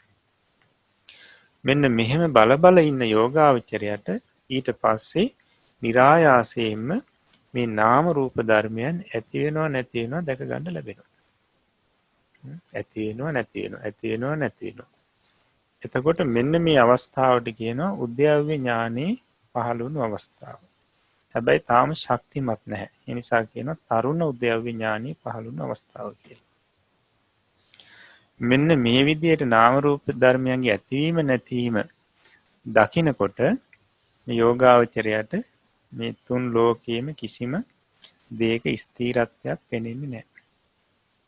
ඒකට මෙන්න මේ අවස්ථාව වෙනකොට යෝගාවචරයා භාවනාවෙන් පිටට දැමීම සඳහා භාවනාවෙන් ඉවත් කිරීම සඳහා පහළ වෙනවා උපක්ලේශ 10ක්. භාවනාවෙන් ඉවත් කිරීම සඳහා. ඒකට අපි මේවට කියනවා විදර්ශනා උපක්ලේශ කියලා. විදර්ශනා උපක්ලේශ 10ක් කියලා කියනවා. මෙන්න මේ 10ක් පහළ වෙන්න ගන්නවා. එතකොට ඒකේ පළවෙනි එක තමයි ඕභාස කියලා කියන්නේ. බලවත් ආලෝක විදර්ශනා ආලෝක පහළ වෙන්න ගන්නවා. ඊට පස්සේ ඒ ආලෝක පහළ වෙනකොට මේ යෝගාවචරයට දැන් හොඳට කෙලෙස් යටපත් වෙලා මේ වෙලාවේ තියෙන්නේ. එතකොට මේ විදිහ ආලෝකයක් මට කිසිම දායක පහළ වෙලා නැහැ. බලවත් ආලෝකයක් කියලා ඒ යෝගාවචරය සමහරලාට මන් නිවන් දැක්කා සෝවාන් වුණා කියලා රැවටෙනවා. අන්න ඊට පස්සේ විදර්ශනා නොකර ඉන්නවා. දැන් ඉතින් රහත් වුණා ආයෙ කරන්න දෙයක් නැහැ කියලා. අන්න බලන්න මේ ආලෝකයෙන් මේ යෝගාවචරය රවට්ටනවා. එතකොට භාවනාවෙන් පිට යනවා. ඒ ආලෝකයට ඇල්මක් සියුම් ඇල්මක් ඇති වෙනකොටම ඒ භාවනාව නවත්තලා ඒ ඔස්සේ ඉන්නවා ඊට පස්සේ. ආලෝකයට ඇලුම් කරමින් ඉන්නවා. එතකොට අර භාවනා මාර්ගයේ මගින් නැවතුණා. ඊට පස්සේ දැන් සමහරුන්ට ඕභාස ඊට පස්සේ ඥාන. දැන් ওই වෙලාවේ විදර්ශනා ඥාන ඊටාම තියුණු විදිහට කෙනෙකුට පහළ වෙන්න පුළුවන්. නාම රූප ධර්මයන් විනිවිද දකින්න තරමට කිසිම දාක ඒ විදිහේ අත්දැකීමක් නැති තරමට ඥානෙ තියුණු වෙන්න පුළුවන්. එතකොට හිතනවා මට මේ ධර්මයන් හොඳට දැන් තේරෙනවා. එහෙමනම් මං දැන් සෝවාන් වුණා. එහෙම නැත්නම් රහත් වුණා.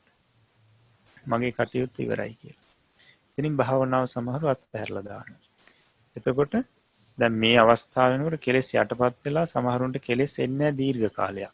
එතකොට හිතාගෙන ඉන්නෝ රහත් වෙලා ඉන්නේ කියලා. ඊට පස්සේ සමහරුන්ට පීති, ඒ කියන්නේ ප්‍රීතිය ඇති වෙනවා. බලවත් විදර්ශනා ප්‍රීතියක් ඇති වෙනවා. ඒ ප්‍රීතිය ඇති වෙනකොට සමහරු රැවටෙනවා මම මේ මාර්ගඵල ලැබුවා කියලා. එහෙම නැත්නම් ඊළඟට පස්සද්ධිය කියලා කියන්නේ මේ කයේ සිතේ නිවීම. බලවත් නිවීමක් ඇති වෙනවා, සංසිඳීමක්. එතකොට ඒකට සමහරු රැවටෙනවා. ඊළඟට සුඛ කියන්නේ මේ කයේ පුදුම සැපයක් ඇති වෙන්න ගන්නවා. ඒකට ඒ කයේ සැපය ඇති වෙනකොට හිතනවා දැන් මම මේ මාර්ගඵල ලැබුවා නැත්නම් රහත් වුණා ඔය විදිහට හිතෙනවා. එතනින් භාවනාව නවත්තනවා. ඒකට ඇලෙන නිසා. එහෙමත් නැත්නම් කෙනෙකුට අදිමොක්ක. ඒ කියන්නේ බලවත් ශ්‍රද්ධාවක් ඇති වෙනවා ওই වෙලාවේ. ඒකට ඒකෙදි සමහරව රැවටෙනවා. එහෙම නැත්නම් පග්ගහ. ඒ කියන්නේ බලවත් වීරියක්.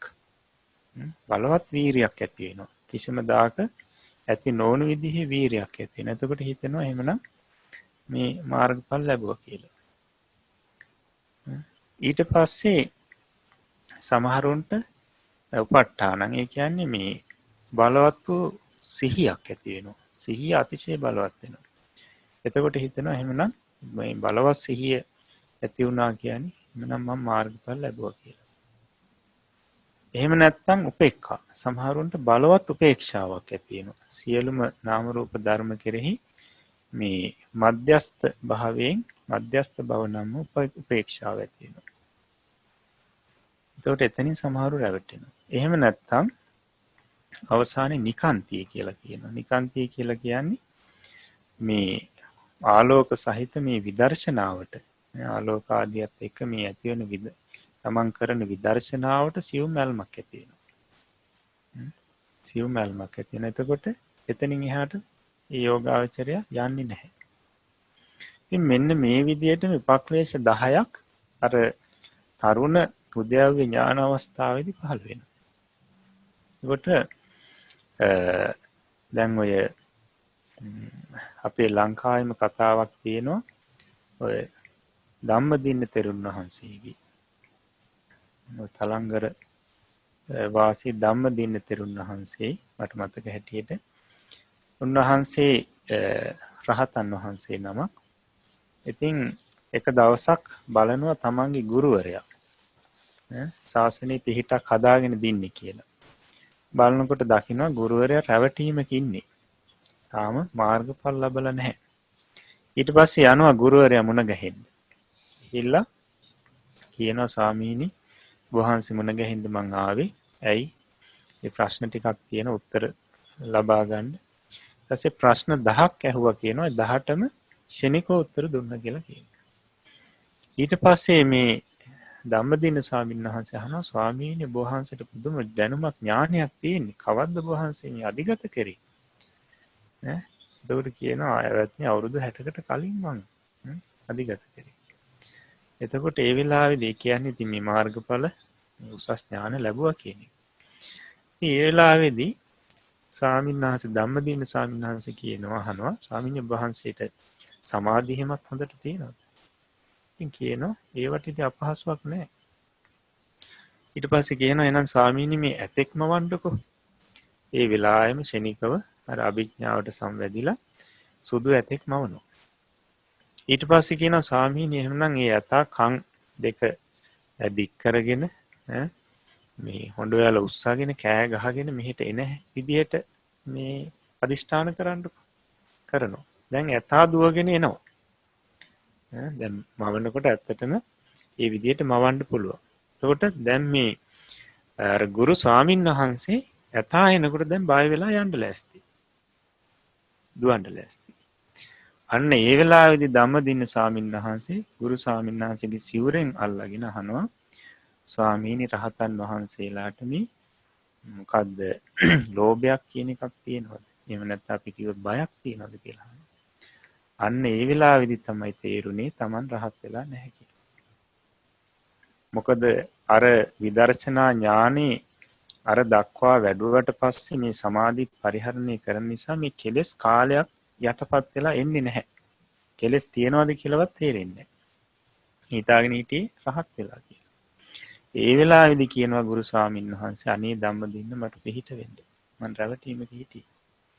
ඒ වෙලාවේදී ධම්මදින්න ස්වාමීන් වහන්සේ ගුරු ස්වාමීන් වහන්සේට කමටහන් කියලා දෙනවා. ගුරු ස්වාමීන් වහන්සේ සක්මනට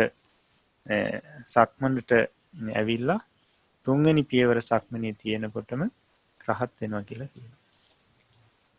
රහත් වෙනවා කියලා කියනවා. අන්න එතකොට මේ ස්වාමීන් වහන්සේ මේ ගුරු ස්වාමීන් වහන්සේ අර ඕභාසයට ආලෝකයට මුලා වෙලා ඉඳලා තියෙනවා කියලායි කියන්නේ. බලවත් ආලෝකයක් පහළ වුණා. දැන් සමහරුන්ට ඒ ආලෝකය පහළ වෙනකොට කියනවා මේ ඒ ඉන්න තැන වටේට තියෙන දේවලුත් ඒ ආලෝකයෙන් පෙනෙනවා කියලා. සමහරුන්ට මුහුදේ ඉන්න මාළු පේනවලු මේ මුහුද පැත්තට ආලෝකය යොමු කරනකොට. ඒ විදිහට ආලෝකය ප්‍රබලයි කියනවා. ඉතින් මෙන්න මේ විදිහට මේ උපක්ලේශ 10ක් පහළ වෙනවා. එතකොට කෙනෙක් මෙතනදී රැවටෙනවා. මාර්ගඵල ලැබුවා කියලා. එතකොට නුවණැති යෝගාවචරය මොකද කරන්නේ? දකින්නවා මේවා උපක්ලේශ. එතකොට මේවට මේ හිතේ ඇල්මකුයි ඇති වෙන්නේ. මේවට ඇලුනොත් සංසාර මාර්ගයට වැටෙනවා. මේ වලින් නිදහස් වෙනවා නම් ඇලෙන්නේ නැතුව හිටියොත් නිවන් මාර්ගයට යනවා. කියලා මෙන්න මේ ආලෝකාදී ධර්මත් මේ අනිත්‍ය දුක්ඛ අනාත්ම විදියට මෙනෙහි කරනවා. අන්නේ මෙනෙහි කරනකොට අර ඒව සම්බන්ධයෙන් තියෙන තෘෂ්ණාව සියුම් ඇල්ම දුර වෙලා යනවා. දැන් ඔන්න මේ විදර්ශන මේ උද්‍යව්‍ය ඥානෙ බොහොම බලවත් වෙනවා. බොහොම බලවත් වෙනවා. එතකොට මෙන්න මේ අවස්ථාවේදී අර මාර්ගයේ නියම මාර්ගයේ ඒ වගේම නොමග මොකද්ද කියලා හොඳට ලක්ෂණ වශයෙන්ම දැනගෙන එතකොට ඒවට සම්බන්ධයෙන් තිබුණු ඇල්ම දුරු කරගෙන ඒ ලක්ෂණ වශයෙන් මේ මාර්ගයේ නොමග හොඳට අවබෝධ කරගෙන පවතින ඥානීයට තමයි මෙතනදී මග්ගා මග්ග ඥාන දර්ශන විසුද්ධිය කියලා කියන්නේ. එතකොට ඊට පස්සේ ඊළඟ පියවර තමයි මේ පටිපදා ඥාන දර්ශන විසුද්ධිය. පටිපදා ඥාන දර්ශන විසුද්ධිය 6 වෙනි පියවර. එතකොට දැන් අර උද්‍යව්‍ය ඥානෙ කියන්නේ සංස්කාරයන් නාම රූප ධර්මයන්. දැන් අපි නාම රූප ධර්ම වලට මේ දෙකට පොදුවේ සංස්කාර කියන වචනයත් භාවිතා කරනවා. එතකොට මේ නාම රූප ධර්මයන් දැන් ඇතිවීම නැතිවීම කියන දෙක අර පෙරට වඩා හොඳට දැන් ප්‍රකට වෙනවා. දැන් හොඳටම ප්‍රකට වෙනවා. මොකද ඉස්සෙල්ලා උපක්ලේශ තිබුණානේ. ආලෝක ආදී දැන් ඒව නැහැ. දැන් හොඳට ප්‍රකටයි. එතකොට මෙන්න මේ උද්‍යව්‍ය ඥානෙ තව තවත් ඊට පස්සේ හුරු කරන්න කියලා කියනවා. යෝගාවචරය හුරු කරනවා. තව දුරටත් මේ නාම රූප ධර්මයන්ගේ ඇතිවීම නැතිවීම බලනවා. ඒකට දැන් බොහොම ප්‍රබලයි උද්‍යව්‍ය ඥානෙ. ඒකට මෙතන ඉඳලා උද්‍යව්‍ය ඥානෙ ඉඳලා තමයි මේ ප්‍රබල උද්‍යව්‍ය ඥානෙ ඉඳලා තමයි දැන් මේ ප්‍රතිපදා ඥාන දර්ශන විසුද්ධිය පටන් ගන්න. 6 වෙනි පියවර. එතකොට උද්‍යව්‍ය ඥානෙ ඊට පස්සේ බංගානුපස්සනා ඥානෙ, බංග ඥානෙ, ඊට පස්සේ බයිතුපට්ඨාන ඥානෙ, ඊට පස්සේ ආදීනවානුපස්සනා ඥානෙ, ඊට පස්සේ නිබ්බිදානුපස්සනා ඥානෙ, ඊට පස්සේ මුංචිතු කම්මිතා ඥානෙ, ඊට පස්සේ පටිසංඛානුපස්සනා ඥානෙ, ඊට පස්සේ සංඛාරුපෙක්ඛා ඥානෙ, ඊට පස්සේ අනුලෝම ඥානෙ කියලා ඥාන 9ක් කියවෙනවා ඉස්සරහට. අන්නේ ඥාන 9ට තමයි පටිපදා ඥාන දර්ශන විසුද්ධිය කියලා කියන්නේ. ප්‍රතිපදා. කෙලෙස් නැසීම සඳහා යන ප්‍රධාන මෙතන ප්‍රතිපදාව තියෙනවා. එතකොට ඒකේ මුල්ම ඥානය තමයි උද්‍යව්‍ය ඥානය. දැන් යෝගාවචරයට මේ වෙනකොට වේගයෙන් මේ සංස්කාරයන්ගේ නැත්තම් නාම රූප ධර්මයන්ගේ ඇතිවීම නැතිවීම හතර ප්‍රකට වෙනවා. මේක වැඩි නාම රූප ධර්මයන් වැඩි වශයෙන්ුත් මේ මෙනෙහි වෙනවා නැත්තම් නුවණට අරමුණු වෙනවා. ඒ වගේම වේගයෙන් ඇතිවීම නැතිවීම පේන්න ගන්නවා. එතකොට මේ විදිහට මේ වේගයෙන් පෙනෙන අතරට දැන් යෝගාවචරයගේ ඊට පස්සේ හිත යන්නේ මේ නාම රූප ධර්මයන්ගේ ඇතිවීම පැත්තට වඩා නැතිවීම පැත්තට. නැත්නම් අපි කියනවා බංගේ කියලා එක. බංග වෙන අවස්ථාවට. ඉතින් යම් අවස්ථාවක් එනවා අර නාම රූප ධර්මයන්ගේ ඇතිවීම කියන මේ ස්වરૂපයේ අවධානය ඊට හිත යොමු නොවි මේ නාම රූප ධර්මයන්ගේ නැතිවීමම බංගේම අරමුණු කරගත්තු ඥානයක් පහළ වෙනවා. අන්නේ ඥානයට කියනවා බංග ඥානෙ නැත්නම් බංගානුපස්සනා ඥානෙ කියලා. බංගානුපස්සනා ඥානෙ. දැන් එතකොට මේ යෝගාවචරයට පෙනෙන්නේ මේ නාම රූප ධර්ම සියල්ලම නැති වී යනවා විතරයි. ඒතර තුන් ලෝකෙම කාම ලෝකේ, රූප ලෝකේ, අරූප ලෝකේ මේ තියෙන සංස්කාරයන්. මේ තුන් ලෝකයට අයිති නාම රූප ධර්මයන් නැති වී යනවා තමයි දකින්නේ.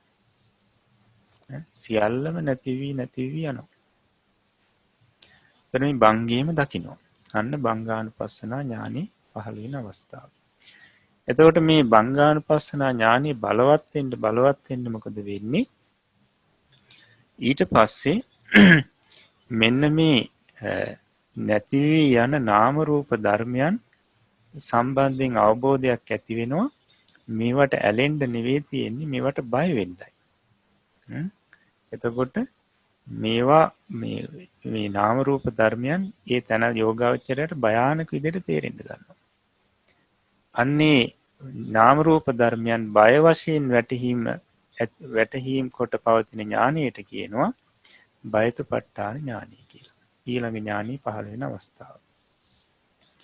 ඒතර තුන් ලෝකයේම නිකන් මේ ඒ බංගානුපස්සනා ඥානෙදි දකින්නේ තුන් ලෝකෙම නිකන් අර කබලට දාපු අබ පුපුරනවා වගේ නැති වී යනවා නාම රූප ධර්ම. ඊට පස්සේ තමයි ওই බයතුපට්ඨාන ඥානෙ පහළ වෙන්නේ. කියන්නේ මේ සංස්කාරයන් මේ නැතිවීමම දකිනකොට මේවට ඇලෙන්න නෙවෙයි තියෙන්නේ, මේ වලින් දුරු වෙන්න. මේවා බියගෙන දෙන දේවල්. එතකොට ඒවා භයානක දේවල් හැටියට දැකීම වශයෙන් පහළ වෙන ඥානියට කියනවා බයතුපට්ඨාන ඥානය. ඊට පස්සේ මේ බයතුපට්ඨාන ඥානිය දියුණු වෙන්න ඊළඟට පහළ වෙන ඥානිය තමයි ආදීනවානුපස්සනා කියන ඥානිය. එතකොට එතනදි වෙන්නේ මේ අර සංස්කාරයන් නාම රූප ධර්මයන් දැන් මුලින් දැක්කනේ සියල්ලම නැති වී යනවා භංග වෙවි යනවා. එතකොට ඒවට ඇලෙන්න නෙමෙයි තියෙන්නේ ඒවා බයින් දකින්නයි තියෙන්නේ කියන ඥානෙත් පහළ වුණා. ඊට පස්සේ දකින්නවා මේ නාම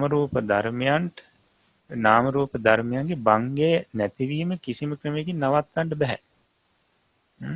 නවත්තන්න කිසිම ක්‍රමයක් නැහැ.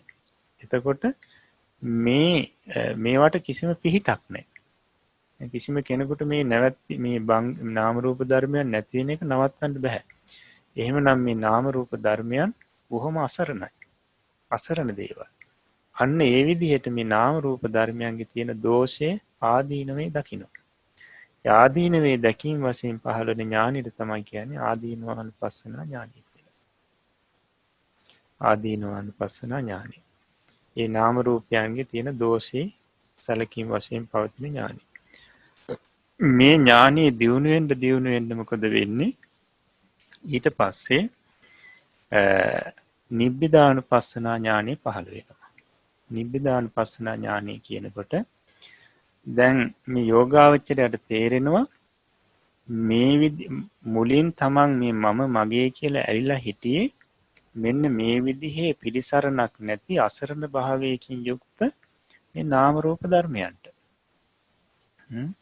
එතකොට මේවට කිසිම පිහිටක් නැහැ. එතකොට මෙන්න මේවා සම්බන්ධයෙන් අර තියෙන ඇල්ම දුරු වෙලා කලකිරීමක් ඇති වෙනවා. ඒවා එපා වෙනවා. මේ නාම රූප ධර්මයන් එපා වෙනවා. එතකොට මේ නාම රූප ධර්මයන් සම්බන්ධයෙන් කලකිරීමක් ඇති වෙනවා. අන්නේ කලකිරීම වශයෙන් ඇතිවන ඥානෙට තමයි කියන්නේ නිබ්බිදානුපස්සනා ඥානය කියලා. ඒකට මෙන්න මේ අවස්ථාවේදී තමයි ඇත්තටම නාම රූප ධර්මයන් කෙරෙහි කලකිරීම ඇති වෙන්නේ.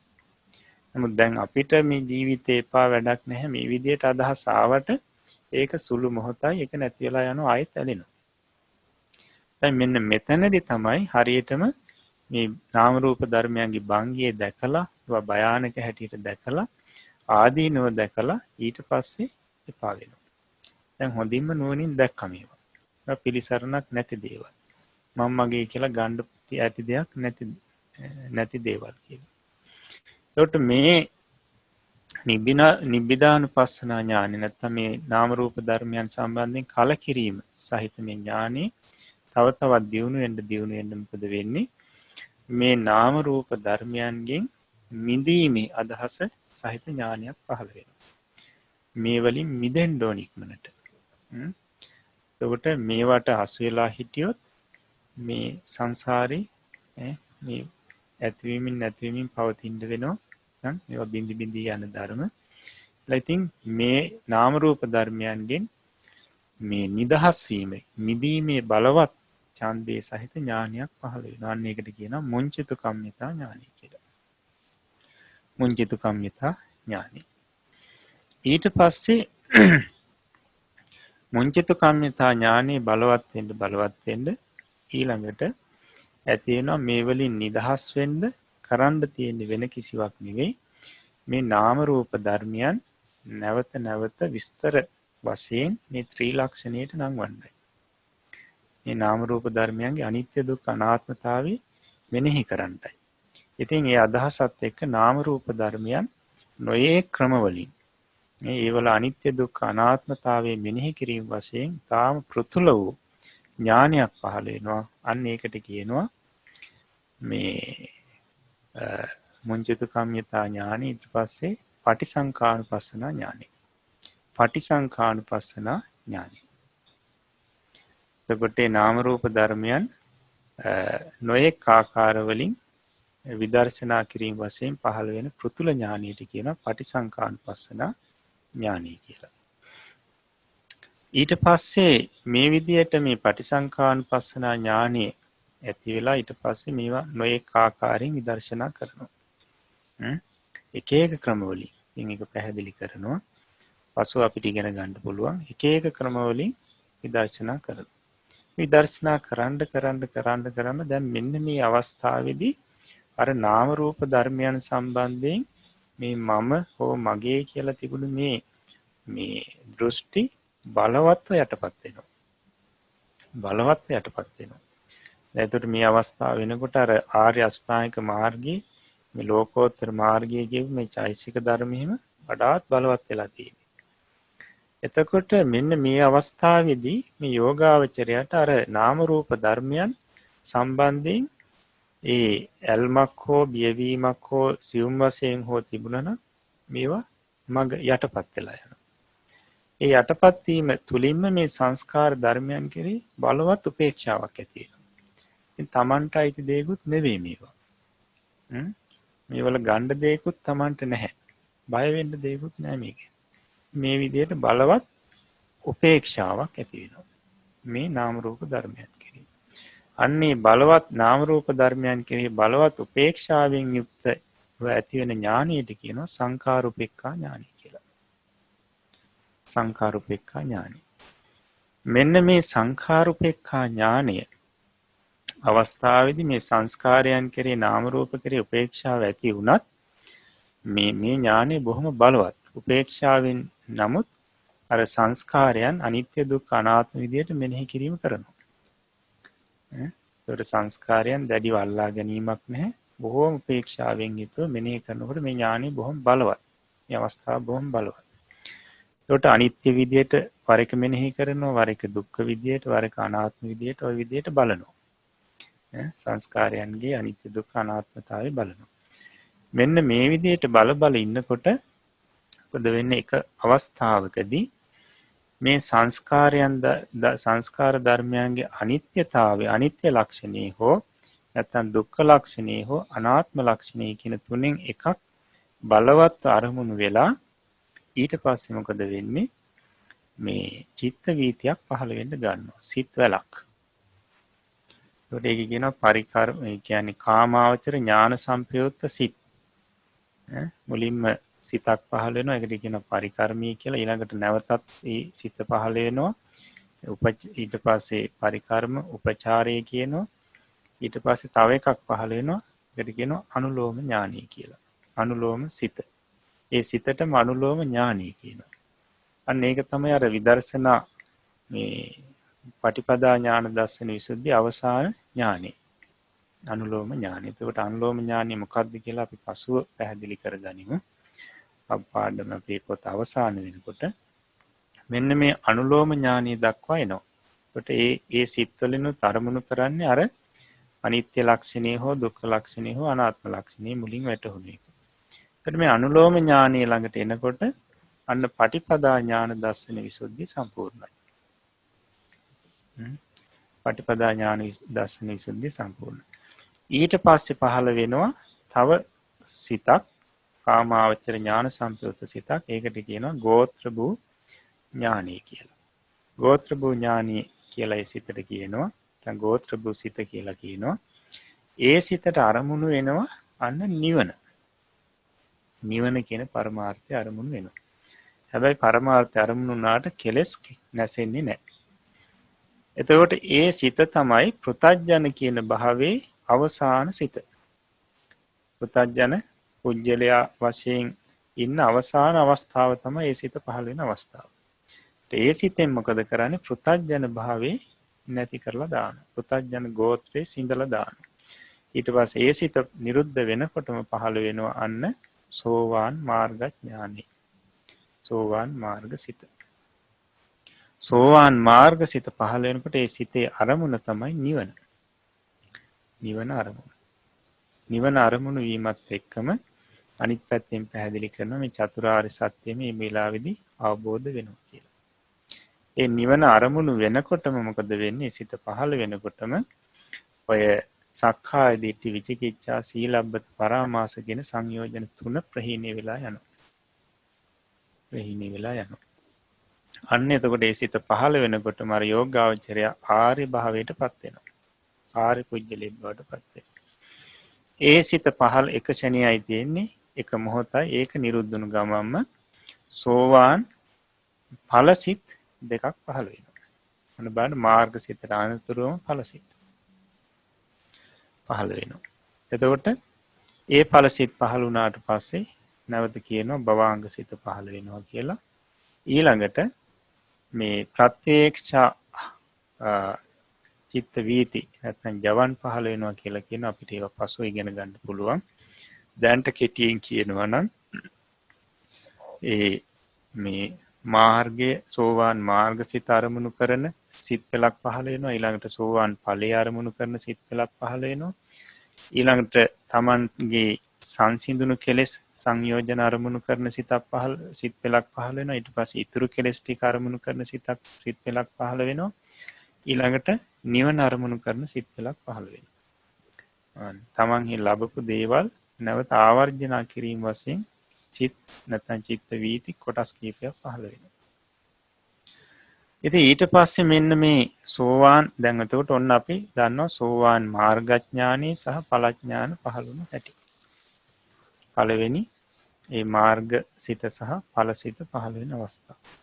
ඊට පස්සේ ආය සෝවාන් මාර්ග සිත පහළ වෙන්නේ නැහැ. එක වතාවයි. ඊළඟට පුළුවන් සෝවාන් ඵල සිත් නැවත ඇති කරගන්න. එතකොට කරන්න තියෙන්නේ අර සංස්කාරය නැවත අනිත්‍ය දුක්ඛ අනාත්ම විදියට මෙනෙහි කරන්න. මේ මෙනෙහි කරගෙන ගිහිල්ලා අවසානයේදී වෙන්නේ අර සෝවාන් ඵලසිත තමයි පහළ වෙන්නේ. ඒ ඵලසිත පහළ වුණාට පස්සේ අර ධානයේ වගේ එක දිගට ඵලසිත වශයෙන් දීර්ඝ වේලාවක් මේ සිත් පහළ වෙනවා. ඒකට අපි එකට කියනවා සෝවාන් ඵල සමාපත්තිය කියලා. සෝවාන් ඵල සමාපත්තිය. ඉතින් මේ සමාපත්තියට සම්වැදිලා ඉතින් ඉන්න පුළුවන්. ඒකට අරමුණ මොකද්ද? නිවන. මේ සිතේ අරමුණ නිවන. ඊට පස්සේ සකදාගාමි මාර්ගඥාන ඵලඥාන පහල කරගන්න ඊළඟට සූදානම් වෙන යෝගාවචරය කරන්න ඕනි.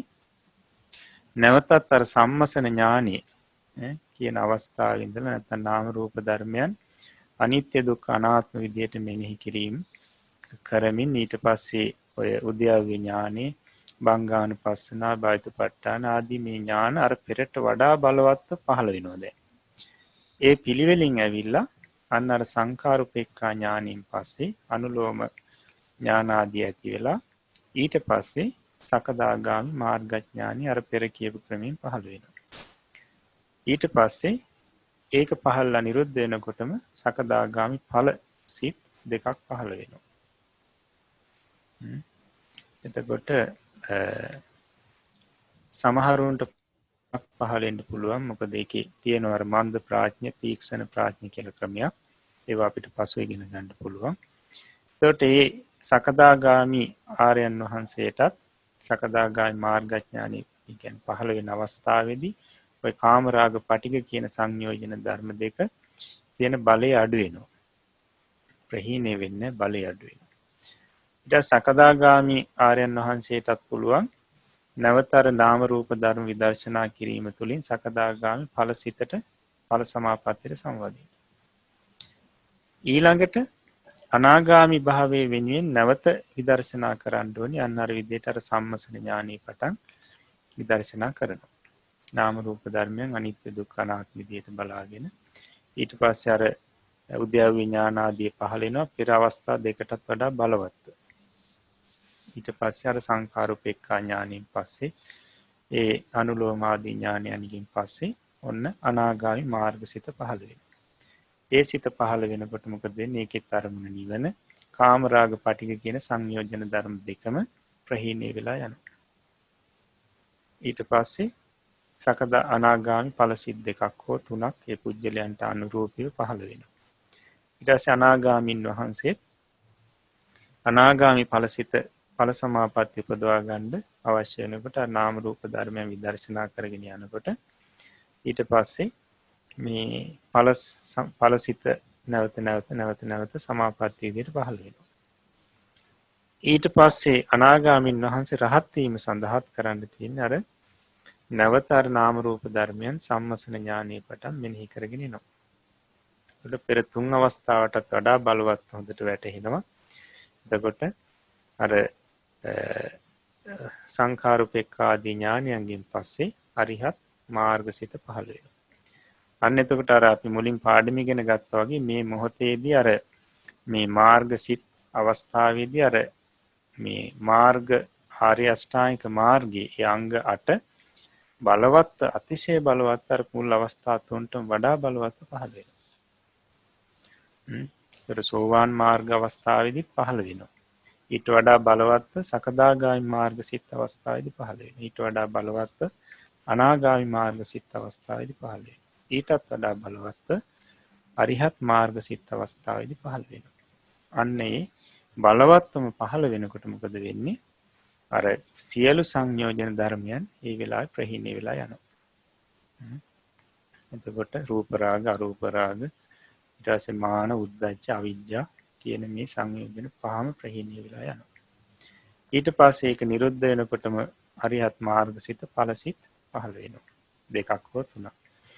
අනේ ඊට පස්සේ රහතන් වහන්සේට පුළුවන් ඵලසිතට නැවත සංවදින්න ඕනි වෙනකොට ඵල සමාපත්තියට සංවදින්න ඕනි වෙනකොට එහෙම නැත්නම් අරිහත් ඵල සමාපත්තියට සංවදින්න ඕනි වෙනකොට සංස්කාර ධර්මයන් අනිත් නැත්නම් නාම රූප ධර්මයන් අනිත්‍ය දුක්ඛ අනාත්ම විදිහට මෙනෙහි කරගෙන යනකොට අර ඒ අවසානයේදී මේ අරිහත් මාර්ගසිත නෙවෙයි පහළ වෙන්නේ අරිහත් ඵලසිත දිගින් දිගට පහළ වෙනවා. අරිහත් ඵල සමාපත්තියට සංවදිනවා කියලා කියන්නේ අරිහත් ඵලසිත දිගින් දිගටම උපදවාගෙන වාසය කිරීම. හොඳයි. එතකොට මේ ක්‍රමයෙන් තමයි ඔන්න ඔය මාර්ග සිත් සහ ඵලසිත පහළ වෙන්නේ. මාර්ග සිත් සහ ඵලසිත පහළ වෙන්නේ.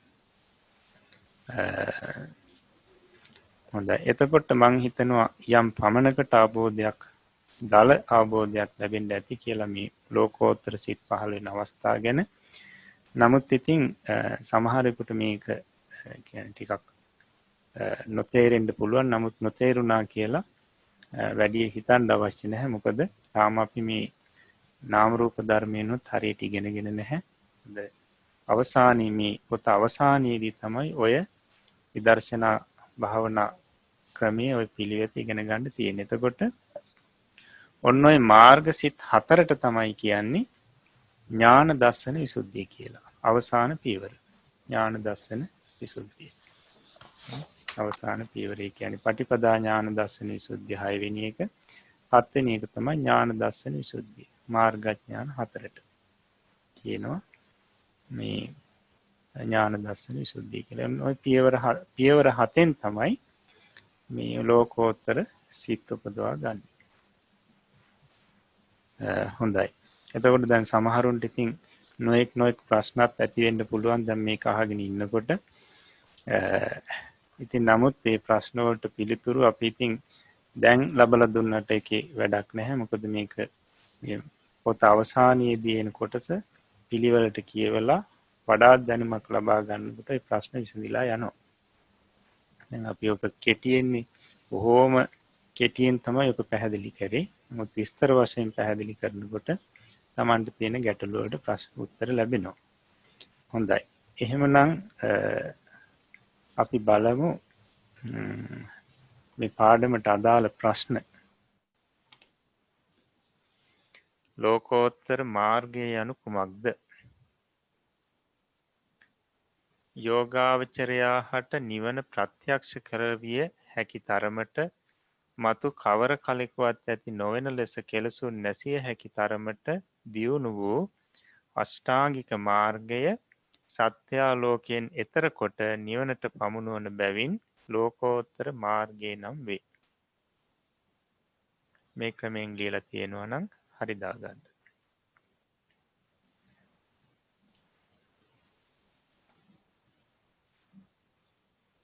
හොඳයි.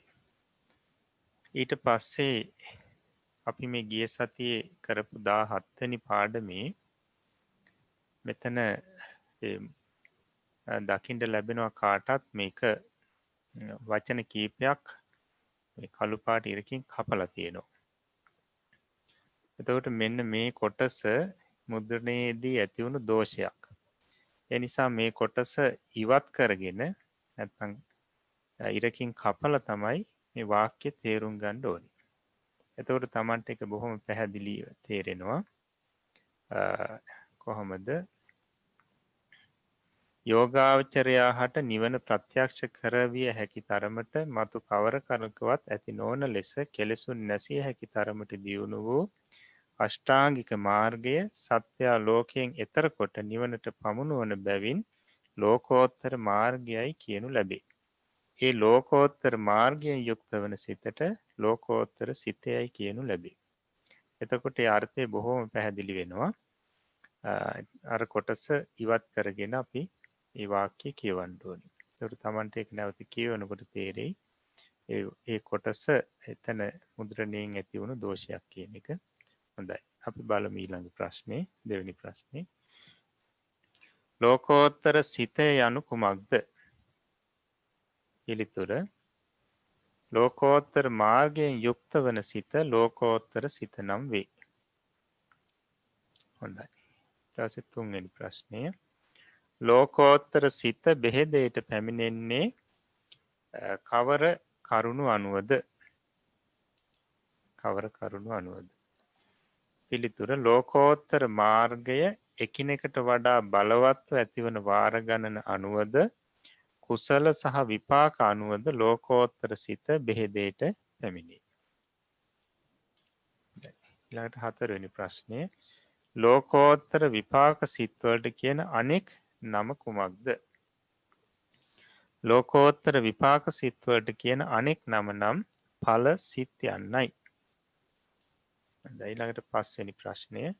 සිත් සියල්ලම කොපමණද?